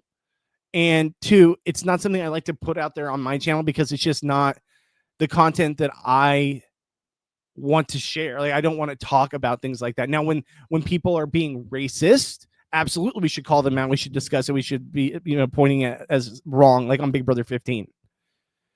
But when like people try to bring up things that aren't supposed to be looked at as racist, that stuff I don't like to. I that's not my place, and that's not my thing to talk about. The same thing happened with lawyers on Survivor. Watch out for those lawyers. Exactly. That's another reason why. Bottom third, and I'm in. Like I said, like I'm willing to hear different sides. I want to hear her interview, and I want to see where I side after that interview. I just think that for me, it's like the top of the bottom third. But I'm definitely going to give her the benefit of the doubt, right? The same people who picked on the Cookout never speak on the numerous seasons where people of color had no chance of winning. I wonder why exactly. Also, I disagree with Ashley being bottom third. They are genuinely so awful winners. So many awful winners in Big Brother. There are, and I, like I said, like I'm gonna give her the benefit of the doubt. I'm gonna listen to the podcast, and I'll come back tomorrow and we'll talk about it. But it's something I've definitely been wanting to hear. I reached out to Ashley too. I would love to have Ashley on the stream. Also, guys, I reached out to Kelly Wentworth. Obviously, I was talking about her earlier. She's gonna come on, hopefully in the next couple weeks. So she says she's busy right now, like this week, but I'm hoping we're gonna circle back next week and try to make it work. We talked a lot about football, me and her yesterday too. So she's a huge Seahawks fan, and she was like, she was texting me when the Vikings were making the comeback. She's like, "Yeah, you guys are really hard to Tech City, aren't you?" I was like, "Yep." So big football fans. She's Enzo 2.0. Of course, she's gonna say she did all the sneaky stuff to make her game sound good. She's bottom tier. Made the right decision at the end. That's the other thing too, is she didn't win a lot of competitions, right? She won the competition that mattered the most, absolutely, but she just couldn't win anything. So she never really had control of the house when it came to like a game sense, right? Like she might have been able to work things behind the scenes at times. Did she do it the whole game? No. I think she hid behind Rachel a lot of the time too. And then once that shield was gone, then she really had to amp up her gameplay. I also think that she just made the right move. She took out the biggest person right at the end, and she deserved to win. Absolutely think she's a deserving winner, but I put her as top of the bottom third, and I'll let you guys know if my opinion changes after I hear the interview. In Ashley's case, I don't think she cares enough about Big Brother to embellish facts about her game. So I found that the deep dive she fussed up to mistakes in the game and accepted some accolades for other things. I'm gonna have to listen to it because I don't have an opinion one way or the other because I haven't heard it yet. But I'm interested by hearing all these things. They don't work because women like Rat Nicole Franzel. You really hate Nicole, don't you? You really hate. When in Rome, you can't stand Nicole. They don't work. You're talking about female alliances because of that. I got you. I agree. She owned up to bad reads and game mistakes. I give her props for that. I didn't notice any revisionist history. Okay, that's interesting. To be clear, the Cookout is arguably the most effective alliance in Big Brother history. There's no hate, but let's not pretend there wasn't a race element to it. That was the entire premise of the alliance. And B. Nickel, I appreciate you for your comments. Thank you so much. Richard might can be the Mount Rushmore of gaming shows, which I doubt, but no one cares about Richard nowadays. And there have been so many great gamers since him, but you can't say he's not in the Mount Rushmore of reality TV in general, because like he essentially started social strategy. He was the first person to really show social strategy. Like that wasn't a thing. It just wasn't a thing, because all reality television back in those days, for people that weren't around, back in those days, reality television was like dating shows, right? You had like The Real World, you had Road Rules, you had Flavor of Love, you had, shows like that. Like you had The Bachelor. They were all like dating shows / like just people living in a house and like, hey, they're going to go work a job and how do they interact with each other? Survivor was the first show that was like, it's that, but as well as it's a game for $1 million and what's the social strategy and alliance and all that. And he was the first person to play that and to play effectively. He really shaped reality television when it comes to gameplay and social strategy like we had never seen before. Like a person like Dr. Will didn't come on our television screens until after Richard Hatch, right? So who knows if Dr. Will would have even played the same game had he not seen Richard Hatch a year before him. I'm not saying that that's the case. I'm just giving an example of we might not have any of these game players play the way we see nowadays if it weren't for Richard Hatch. We do need a gay show, man. I would love to see it. The fact that we haven't had that is because they don't cast multiple gay people on seasons, and it's wild to me. I disagree about the Taryn just telling Ashley how good she is. He even said at the end that Ashley is his favorite type of winner, basically because she used social strategy to get to the end. So yeah, I'm gonna tune in and check it out. Oh my gosh, she was telling her how great she was. So he was telling her how great she was. I have to see it. I'll have to see it, guys. You guys know more than I do. Bobby, did you know Paul is going to be on House of Villains? I didn't. I'm very interested in that. I did not know that. I haven't seen the new cast. To be fair, I only watched like part of Johnny's season, and I haven't watched any House of Villains after that. I didn't even finish it, so I have to check that out. Did you guys see Johnny's time on the floor? He was just on this season of The Floor. Man, was he bitter. he wanted to just continue to knock out people. Ashley's win is such a fuck up to or fuck you to production. Sorry, Mom. It's such a fu to production. They want to make BB into a comp game when it's a social strategy game. I completely agree, and that's production just not understanding what they have. So HOH and veto are decided by discussion. Well, honestly, like they need to have it where it's not just about the games, it's also about the social strategy. That's because she played a great game at B. Nickel. Why would he say otherwise if she sucked? She did an amazing job. Your reads are similar to Keanu's. Easy, you two. No, but it's funny. It's like people are coming for Ashley like she didn't play a good game at all. She did play a good game. Sarah, I don't like when people get eliminated on day one or like kicked off. One kind of like how Rachel was eliminated. 1,000%. So thank you for clearing that up, Christine. Sorry about that. I absolutely think that my biggest problem is the people that are gone day one. The Jody, the Cameron, and the Glenn of it all. I hate it. I hate it so much. To me, that's 1,000 times worse than the Rachel situation because they didn't even get to play at all. These people drop everything to go and play this game. They want to get the opportunity to play the game we all love. Those three people never get to play the game. They'll never get to play the game. The show's not going to have them back. They're not going to go on other shows. All these years later, they went through so much just to get there, only to be eliminated on day one. I mean, I put that worse than the Rachel situation. At least Rachel got to play the game. Even though I hate it, I think it's absolutely in the same category. I think day one boots is the worst thing you could do on reality television. It makes me so mad. I also hope the future house guests can see that it doesn't matter how many comps you win with players like Ashley and Taylor as examples. That you don't need comp wins to be a good player and win. You really don't. You don't. We've said it a million times on the podcast, guys. Go to sleep the first half of the season until you get to jury, and then start to really crank it up. And that's kind of what Ashley did. So I can't knock her for that because I do say that. But I also think she hid behind Rachel. I know that there are people that are going to disagree with me, and that's fine. But I do think she played behind Rachel. And once that shield was gone, then she had to really ramp it up. And she was really effective with her relationship with Morgan and where that relationship was able to come from, like after Rachel was gone. That saved her a lot down the stretch. Had she not done that, I mean, she might have gone out in the Will situation, position. She might have gone out in the Ava position. Hell, she might have gone out in the Keanu position. But I definitely think that was a big, plus for her game. And then she won down the stretch. So she did what we said we wanted to see, what we wanted to do. There was just aspects of it that I didn't think were completely flawless.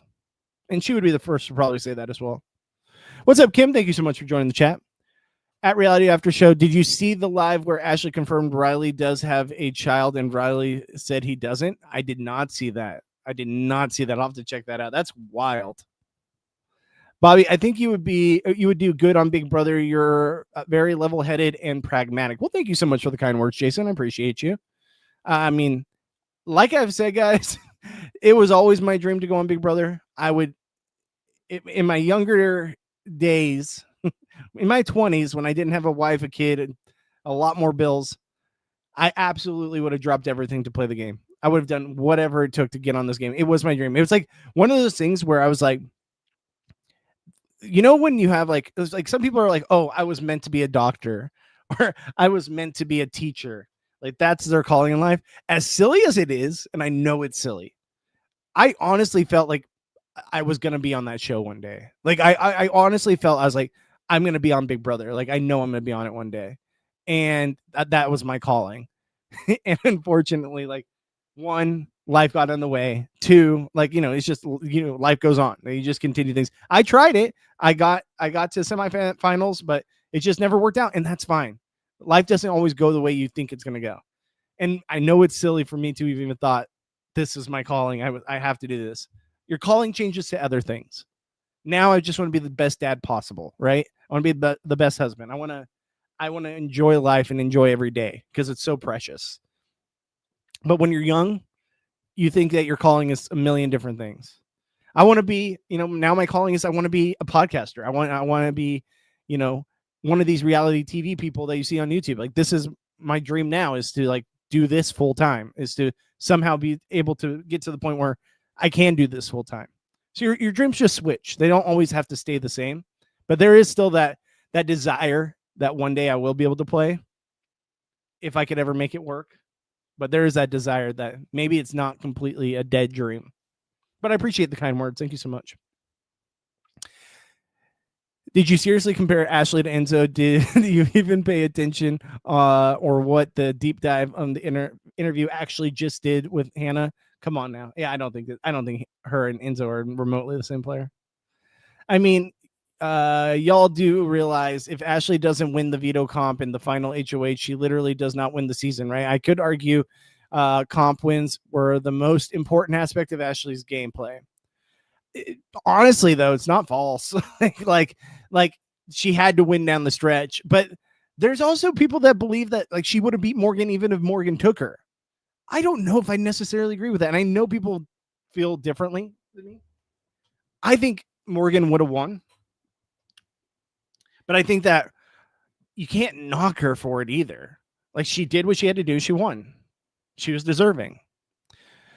The deep dive is very good. She didn't try to candy coat her game. That's good. What's up, Zen Knitter? Thank you so much for joining us. Good to see you again. I'll definitely check it out, guys. That doesn't make them racist, though. That makes them smart. They saw they had the majority and they had a purpose to win, so they would have the first black winner. That's what made it the difference. Absolutely agree. Absolutely agree. Both had good social game, hid behind big targets, didn't make an enemy out of anyone. Only difference is she won 2 comps and took the person that was always playing for second. Let's see. I'm just trying to catch up on the comments, guys. Sorry. Every winner, other than Dr. Will, has had 1 or 2 clutch comp wins to get them to the win or get them the win. However, that's not what defines their game. Ashley, by the final 3, had Morgan wanting to take her. I still, do you guys think that Morgan would have won or Ashley would have won? I know there's a lot of people that disagree with me, and maybe I'm wrong because I don't know where the votes really would have fallen. But I still think Ashley loses to Morgan in that situation. I think Morgan gets anyone, Morgan wins. Well, the Big Brother Cookout was formed because they were tired of some winners making it to the end. I didn't see a big problem with it. I didn't either. Thank you for making my point. If we all cry about that this is a social game, then Enzo should get more respect. He does play a great social game. Don't disagree with you. But he plays it in the fact of like he's just trying to be so likable and be like he wants to be liked, right? Oops, sorry. He wants to be liked. He doesn't want to play to the end. Does that make sense? Like he's not winning anything. He doesn't ever win competitions. So he has no say in what actually evolves the game. And then 2, he's playing like he's your best friend, not like you should respect him as a winner. That makes sense. So there is differences. Difference between Enzo and Ashley is that Enzo was never planned on cutting Cody exactly. Ashley was always plotting to maximize her win potential. 1,000%. Definitely agree with that. I mentioned that she made the right move while Enzo didn't, but that doesn't take away they had similar games. I think it's kind of apples and oranges. I really think it's apples and oranges for sure. I've never watched The Floor. Is it good? I wasn't not a fan. I had never watched it until Fairplay was on, and he was the only reason I watched it. Once he was out, I stopped watching. But it's such a simple show. It's such like a simple-minded show too, where it's like I can't get on board with this. Like it's just weird. It's very simple. It's kind of annoying. I hate when the floor opens up and like they take someone square, all the people go like this on the floor. They go like act like it's like shimmering and stuff. I think it's all stupid. I'm sorry, I'm just not a fan. I thought it was kind of a dumb game. People like it though. Enzo's a good player, by the way. He just needs to be more cutthroat. That's a big aspect of his game that he lacks. That and the ability to win anything and have any kind of power. B. Nickel, your points are as good as Keanu's. See, I would argue that Ashley's final HOH win and taking out Morgan did define her game. That's what got her the votes to win. That it was a big aspect for sure. And she did what she needed to do. She absolutely did what she needed to do. It's all in good fun, but I'm so over people's dismissing of Ashley's game. It's happened all summer, and now it's all spelled out for us, and people still deny it. It's crazy to me. I don't deny the fact of what she did behind the scenes. And I know you're not calling me out, Amy. I know you're talking about the people in a broad amount of people. But like I absolutely think she was the deserving winner. I think she played a good game. I think that when it came to the end, she was cutthroat enough to do the right move that really solidified her as the winner. And then I also think that she had a great social ability with people, especially when she was the odd person out at the very beginning and she was target numero uno and she saved herself. I think there's a lot of good that came from her game. But as far as like when I put her in the echelon of game players and ability to play the game, she's just not top 2/3 for me. She's top of the bottom third. List of old reality shows that appeared 25 years ago. Fear Factor, America's Next Top Model, American Idol, MTV Cribs. Thank you. Another very good point. There was no social strategy game. That was not a thing. It was just not a thing. You might have had 1 or 2 shows that were like somewhat social strategy. But back in the early 2000s, 2000 in general, that's when the show Survivor came out. That was the first ever social strategy, manipulation, gamey type of game. Everything else was very very simple. Like even Fear Factor, it was just competitions. You know, like that wasn't a game show. It wasn't like a social strategy game show. So that's what makes him such a big part of building reality television to what it is now.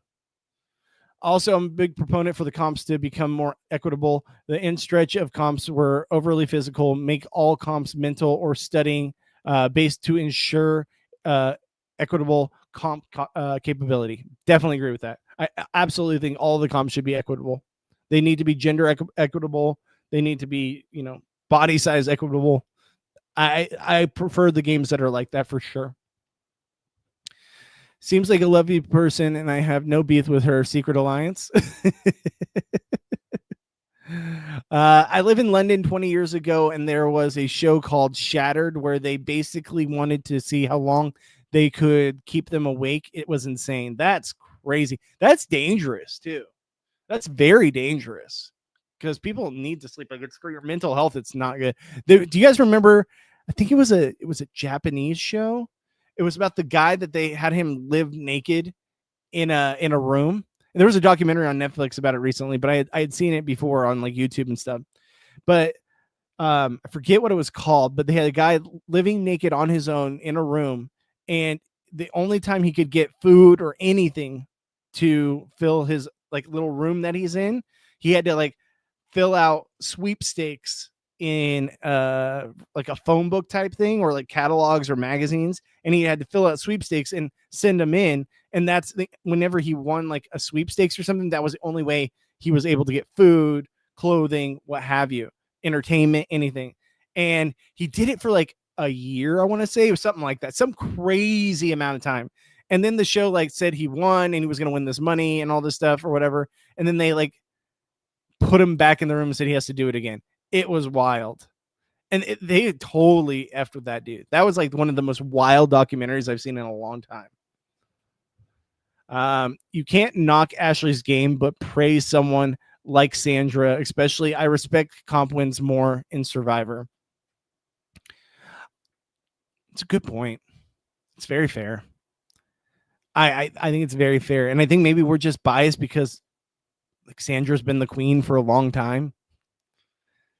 She's also a 2-time winner, so there is an aspect of that.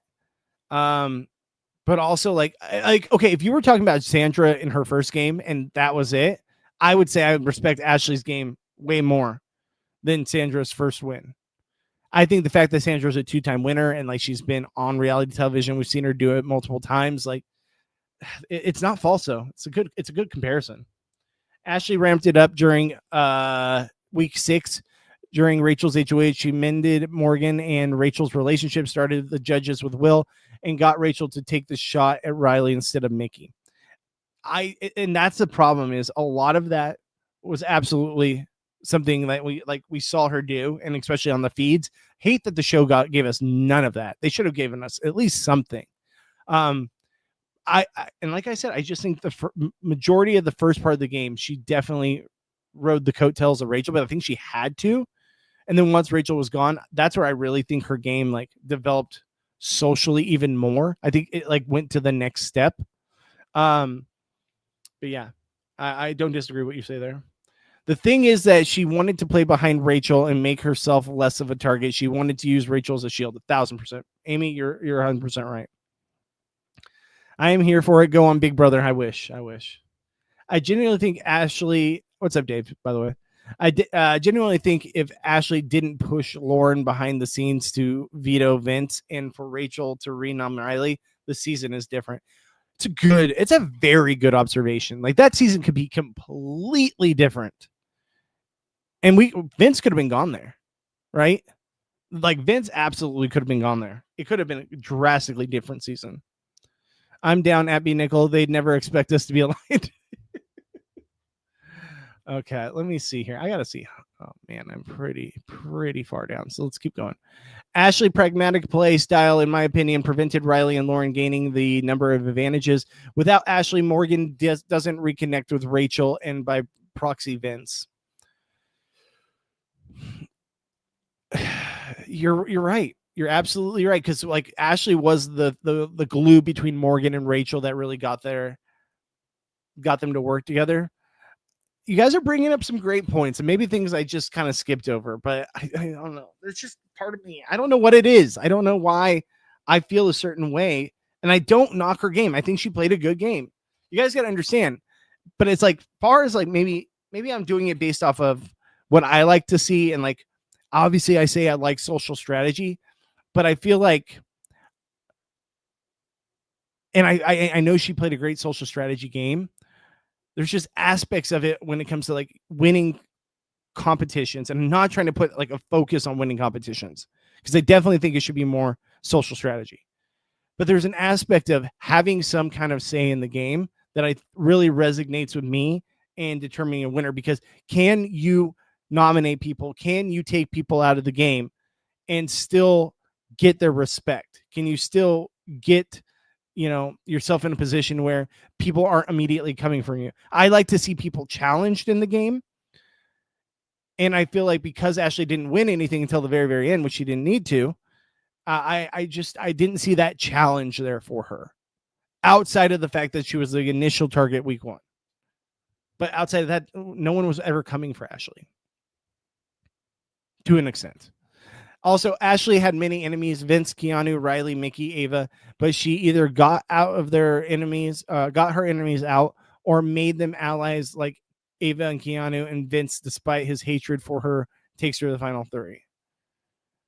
I mean, well, she took him to the final 2, but takes her to the final 3. That's because they thought of Ava as more of a threat, right? Like they thought that like Ava would garner more respect with the jury. Enzo didn't even come close to playing the same type of game as Ashley. People just liked him. He didn't do anything manipulating. He just mirrored everyone 1,000%. He tried to be just everyone's best friend instead of actually play the game. Are you doing a deep dive with Rachel? I'm still working on it. I reached out to Rachel. She texted me back, said, thank you so much. I told her, like, decompress, get through the situation. You know, you enjoy your family, like decompress from this crazy experience. But I would love to have you on the stream. So I'm not going to push it, guys. Like, I'm not going to like keep hitting her up, because I don't want to do that to her. But like, hopefully when she's ready, she'll let me know. But I would love it sooner rather than later. That's for damn sure. I know you guys would too. But I put out the flag, and I think Fairplay is going to hit her up too for me. And Ashley versus Morgan final 2 is up in the air as per what Lauren said in some lives. I think Rachel will Ava always vote Ashley. She just needs one more. And that's the thing. I think it's close. I really do think it's close. I think Morgan pulls it out, but it could go either way. No one is denying it, LOL. She did what she had to do, but it wasn't the master class that everyone is going out of their way to say it is. It's recency bias. And that's how I feel. It wasn't a master class by any means. There was some sloppiness to it. There was no control of the game when it came to being challenged and winning competitions to back up your status until the very end. Ashley may not be a dominant player. However, her UTR play style, I think, consistently gets her to the end of the game with paths to win a jury. And I told you guys this too. I think that if they do an all-winner season, I think she'd be my winner pick. I really do. No one's coming for her. Oh my God, what's the documentary on Hulu about the show in Japan? It was insane and so cruel. Absolutely shocking. It was terrible. It was terrible. The poor guy. Even at the end, when they go and they're acting like they're going to do it to him a third time, and they put him in like a little box, and he starts to undress because he's just like so used to it at this point. And then they drop the box, and he's just naked in a crowd full of people, and they're all cheering for him. It's just awful. So awful. Bobby, agree or disagree with my hot take? Survivor should stop ending challenges with puzzles. It's a hot take. It's a hot take for sure. I do think like puzzles are the great equalizer, but I don't want it to be defined, just like I don't want a challenge to be defined by the physical assets, right? Like we know Australian Survivor is very much so a physical competition based show, while Survivor US always ends with the puzzle. I like to see more of like how they do the individual competitions where it's like surviving a challenge, right? Like hanging from a pole or whatever, like stuff like that. And I know that's hard to do when it's a team element, but I don't necessarily love that it always ends in a puzzle. I do think that they do enough to switch it up at times, but it is getting kind of stale, right? It's very much so. A lot of these challenges are very much wash and repeat. And I would like to see them go back to the well of figuring out new ways to make equitable, fun, challenging challenges that are different. They don't always have to be the same challenge every single time. But I do like them more than what Big Brother does, that's for sure. They sent him back in after he finally finished, and he did it. So wild. Yeah, it's crazy. Also, I think Ashley and Rachel showcase that it's great to play with vets. Their shields infant you in front of you, and you can learn from them over time. Sorry, my eyes are off today. I'm trying to read the smaller font over here, and it's making it harder. Yeah, no, I don't disagree. I think that people love having that shield in front of them, but I also don't love that. I always say either have all winners, or not all winners, excuse me, former players, or all newbies. That's how it should be. Great point. Sandra was way more aggressive than Ashley. Absolutely. Equitable. Comp is comp. You can't make it fair for everyone. That is impossible and ridiculous. It's not, you're not wrong. It's hard to make things completely equitable, but I like the ones that just happen to tend to be more equitable, right? Like, I want to see people to have equal opportunity to win the challenge. That's why, like, the true or false ones, or like, stand there and hold a button. I'd rather have that. I'd rather have endurance comps like that, where it's just a mind thing than more so a physicality thing. The wildest documentary I've ever seen was Big River Man, 2009. A man swam 3,000 miles on the river of whatever that is, alligators, diseases, and pollution. That's crazy. I'll have to check that out. I've never heard of that. One of my all-time favorite documentaries is King of Kong, Fistful of Quarters. If you guys haven't checked that out, it's like around the same time. I think it was 2009. It's a documentary about a guy trying to beat the Donkey Kong arcade like world champion, like the highest score ever. And there's so many twists and turns to that story. It's so good. If you guys have never seen it, you don't have to be a video game fanatic or anything like that. The storyline between him and the guy who's like the biggest name in the world for it, and like cheating and all this, it's wild. Like it's crazy back and forth. But there's a lot of great documentaries out there. I love a good documentary. Playing behind someone and using them as a shield may be tactically smart, but it doesn't scream top tier winner to me. Same.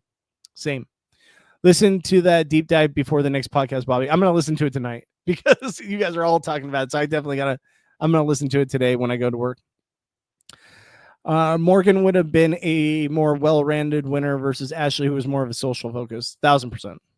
Bobby, please don't let the echo chamber change your opinion. Ashley is nowhere near top tier winner. Your thoughts are valid. Appreciate you, B. Nickel.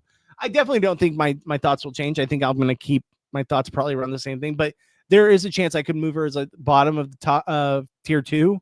But like, realistically, guys, we're talking about minimal change here. I really think where I placed her is fair and accurate to my depiction of her game.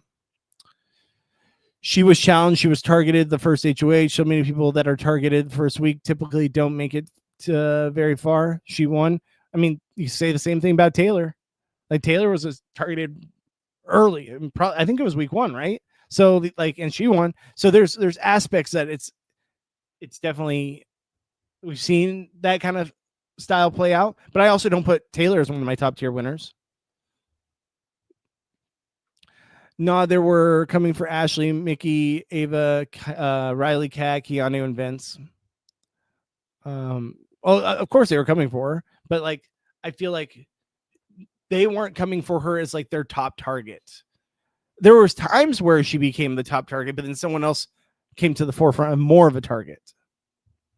They thought Ava was more of a threat because Ashley planted those seeds about Ava from the beginning. That was planted 1,000%. Like, you guys are right. You guys aren't wrong. Like, I agree with you on these things, but I do think that there's something about her that in her gameplay that I can't get over the fact that she didn't win anything. She wasn't challenged in the form of, hey, I took someone out, or I nominated you, and having to then work that relationship back. Working and listening, but also no bitter jury. What's up, Mary? Good to see you. I have my ass off. No one ever said it was masterclass. It's only a handful of masterclass winners anyways. 1,000. I agree. Like, you guys are right. This is not a masterclass win by any means. There are masterclass wins, and we've seen them play out. To me, the most complete winner is Derek. Won comps, great social game, took out players, and had the closest ally take him to the end. Derek is one of my top 3 for sure. I put Dan above it because I put Dan and Dr. Will because Dr. Will, his social strategy was just so wild that it worked. And it was like the first time we really saw it on our television screens like that, outside of Richard Hatch. I also think that Dan's game was he was on the bottom at the very beginning too. Like his right hand man, Brian Hart, went out right away. It could have been Dan. He was on the block week 1. And then he was able to mold relationships with people, form a final 2, and really build the relationships he needed to. And then he allowed people to trust him, and then he would make the move when he needed to. So I put those 3 as like the top 3 without a doubt. And had a hand in taking out players that were suspicious of him. Exactly. Like Nicole. Survivor trivia would be cool. Interesting. Might have to do that. I think players who can't or don't have a rely on comp wins are more impressive. Morgan had people coming for her from the final 10 onwards and had to go on a streak. Ashley stays against anyone. Interesting. Or counting. I've got to run. It's time to get sloppy. Thanks, Big Bobby and chat. I had fun as always. All love. Thank you so much, Jamie. Appreciate you for being here. Appreciate you, my friend. All right, I got to catch up on these comments real quick. I'm just going to do a mad dash because I got to get out of here soon. I got to go pick up the little one. Zach may be a snake, but he's my snake, Derek. It's very true. Like Derek absolutely dominated. He absolutely dominated. And he knew that like if someone was with him, he would keep him around for as long as he needed. And if someone even showed a sign of possibly being against him, they were gone. Also, I view Ashley as more of a strategic player than social. People weren't fond of her from the start because of her target in week 1. Her game is defined by her decisions and pragmatism.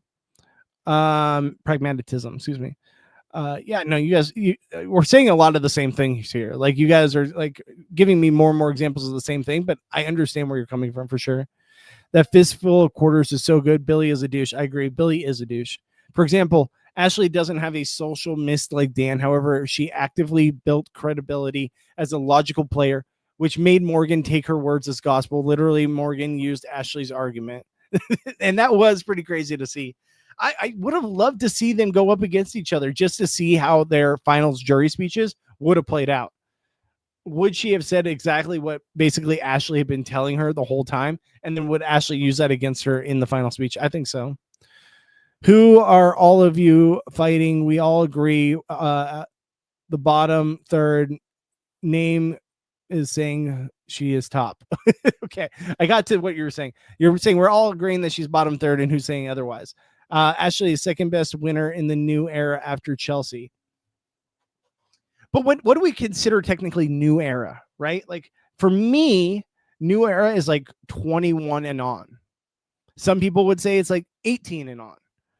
I would say for me, it's 21 through 27. And so let's see here. So the winners we have are Jackson,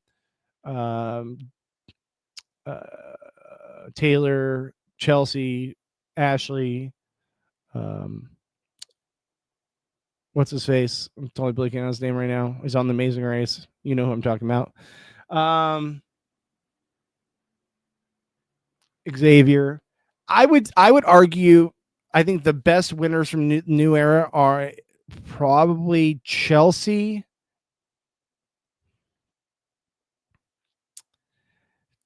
Xavier, Ashley, and then honestly, you guys are going to hate this. I probably put Jackson next because Jackson played a good game. He's just a shitty person. Bobby, did you see Travis Kelce wearing a business suit with shorts this weekend? Does the dating Taylor Swift make you wear weird outfits? I think just being an NFL player, you have to wear weird outfits, right?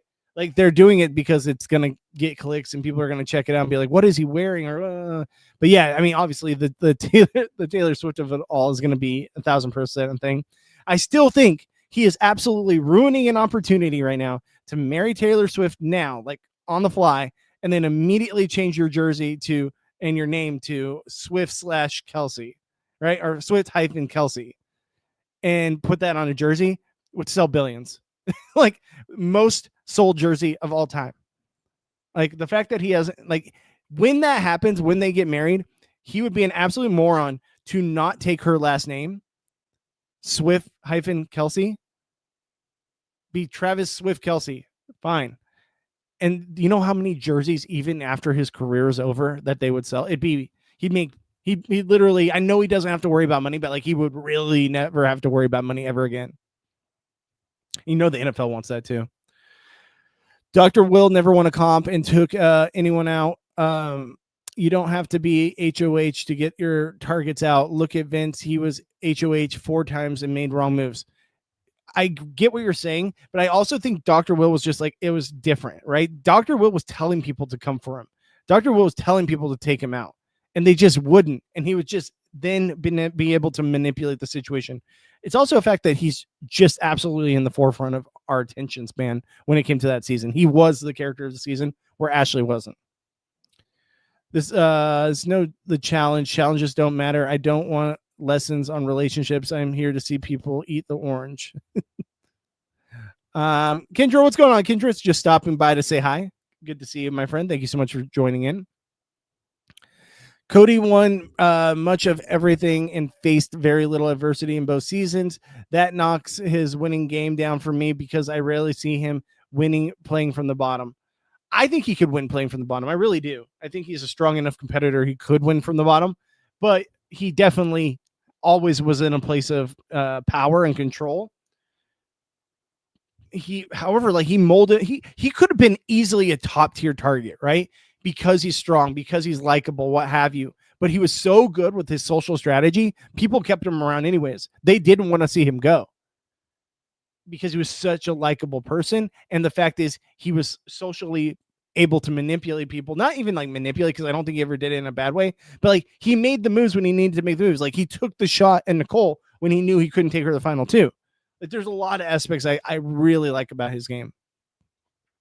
I mean, Survivor trivia and on Survivor back, not on the stream. Oh, okay. I was like, if that's what you want. I don't really have a lot of Survivor trivia. Hey, Bobby. Hey, y'all. What's up, Chris? Thank you so much for joining. Appreciate you. 23 is New Era. New Era is after All Stars 2. Is it, though? Like, for me, I don't know. Maybe it was a COVID thing. I guess you could put 21 as part of that other side, but it just feels like there's a big difference from like 21 on. Like 21 on feels different, but maybe I'm wrong. Maybe you guys are right. Maybe it's post-COVID, post All-Stars 2. 23 is New Era, and a lot of people are saying that in the chat. So maybe you guys, that's how you guys feel. Maybe that I'm wrong on this. I just feel like the show changed after 20 for whatever reason. And let's get this to this Mount Rushmore for the eras. Okay, so quickly, we got to get to Mount Rushmore of the eras. So for Mount Rushmore for 1 through 7, I would say Dr. Will, Danielle, Janelle,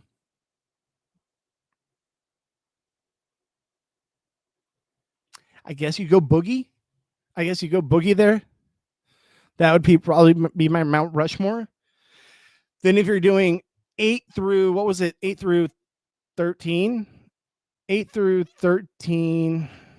I think that's what you guys said, right? Oh, there it is right there. So 8 through 14. 8 through 14, I'd put for Mount Rushmore, Dan, Rachel,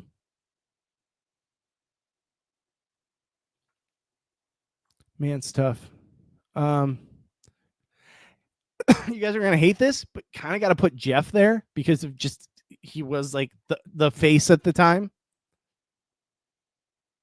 Even though he's not one of my top players, I'm talking about just like we're talking about Mount Rushmore for that time era.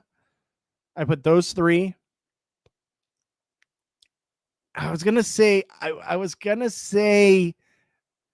Evil Dick. You can make a case for Ian. Even you can make a case for Brittany Haynes. That's another good one. I would probably put Evil Dick there. I'd probably put that as my 4 from 8 through 14. Then I think for what was it? The other one. So it was 15 to 22. 15 to 22. Derek, Vanessa, Paul, Nicole. That would probably be my 4 for that era. And then if we're talking 23 on, Taylor, Chelsea, Chelsea, oh, what is her name? She's going to be on the Traders this season. This new season. What is her name? Why am I blanking on her name? Tiffany. So Tiffany would probably be 3. So who do I have? Taylor, Chelsea, Tiffany. Do you put, this is going to sound disgusting, guys. Do you put Keanu? Now, hear me out. America's favorite player. Constantly saved himself. Do you put him above Ashley? Just because of like, we're talking about like Mount Rushmore is like the character, the all around. I think you can make an argument for Keanu up there. Also, you can, that's another good point. You can make an argument for Rachel. So I think that last person's kind of up for debate in the last one. I agree. Chelsea is the only better than Ashley from 21 onwards. Taryn's deep dive with Ashley was brilliant. Some of the clips are fantastic. They show exactly Ashley's main moves. I'm excited to see it. I'm going to watch it tonight, guys. The pre-gaming before All-Stars 2 was very strong, though. I'm not a fan of Cody's win personally, but I feel like we can't doubt his game. He dominated. Exactly. 23 is new era. Okay. And then new era is post-COVID and post-diversity mandate. Okay. Yes, because of the diversity initiatives, it changes the whole aspect of the game. True. Very true. Brittany Haynes. Okay. And so this is just everyone telling me how they feel about the Mount Rushmore. My Mount Rushmore isn't just based on gameplay. The same. That's it. That's the other thing is like, that's why I put Keanu there. It's because like Keanu's more, ooh, another good one, Tucker or Angela. Damn, that's tough. Okay, maybe I take Tiffany off.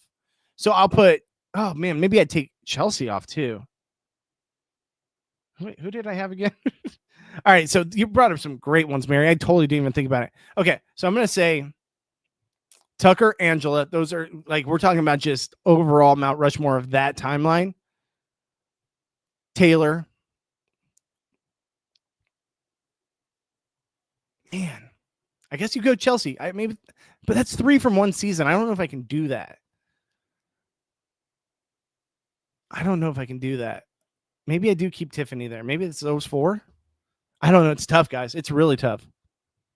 You can't even put Sari on there, which is crazy to me. Because I mean, she isn't the Mount Rushmore for Big Brother, but it is crazy. Okay, so then let's see here. I think I agree though. I think Tucker and Angela have to be on there. Morgan over Keanu any day, better player, intriguing character. The cheat man's cut right to the end. So do you put Morgan above Tiffany? Because that would be my other person I would cut out. I don't know. I need the show to prompt Chelsea like they do Derek, right? Yeah, if it was based off gameplay, Andy Herron and Derek would be there. I think of Mount Rushmore's all-around characters, high screen time, etc. Exactly. That's exactly how I look at that too. I think Derek is still there for me though. All right, guys, it's 2:03. I got to get out of here. I got to go pick up the little one for sure today because mommy is getting stuck at work right now. I appreciate you guys. You guys are absolutely, you kill it. Like, honestly, even though there's times where I'm like, man, I don't know what I'm going to talk about on the show today.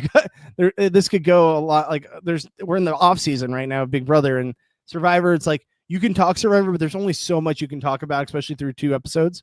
So it's really hard to like figure out what to come up with. So that's why I think today's was a lot of fun. Talk about the Mount Rushmore and the faces of Big Brother / we also talk Survivor too. But with that being said, guys, I appreciate each one of you. I will be back live tomorrow, 12 noon Pacific, to figure out another topic. Well, I'll watch the Ashley interview and then we'll go over that. But I'll be live 12 noon Pacific to 2 p.m. Pacific. You can watch me at After Show on YouTube. Also, twitch.tv/Bobby Goodsby. I go live on both.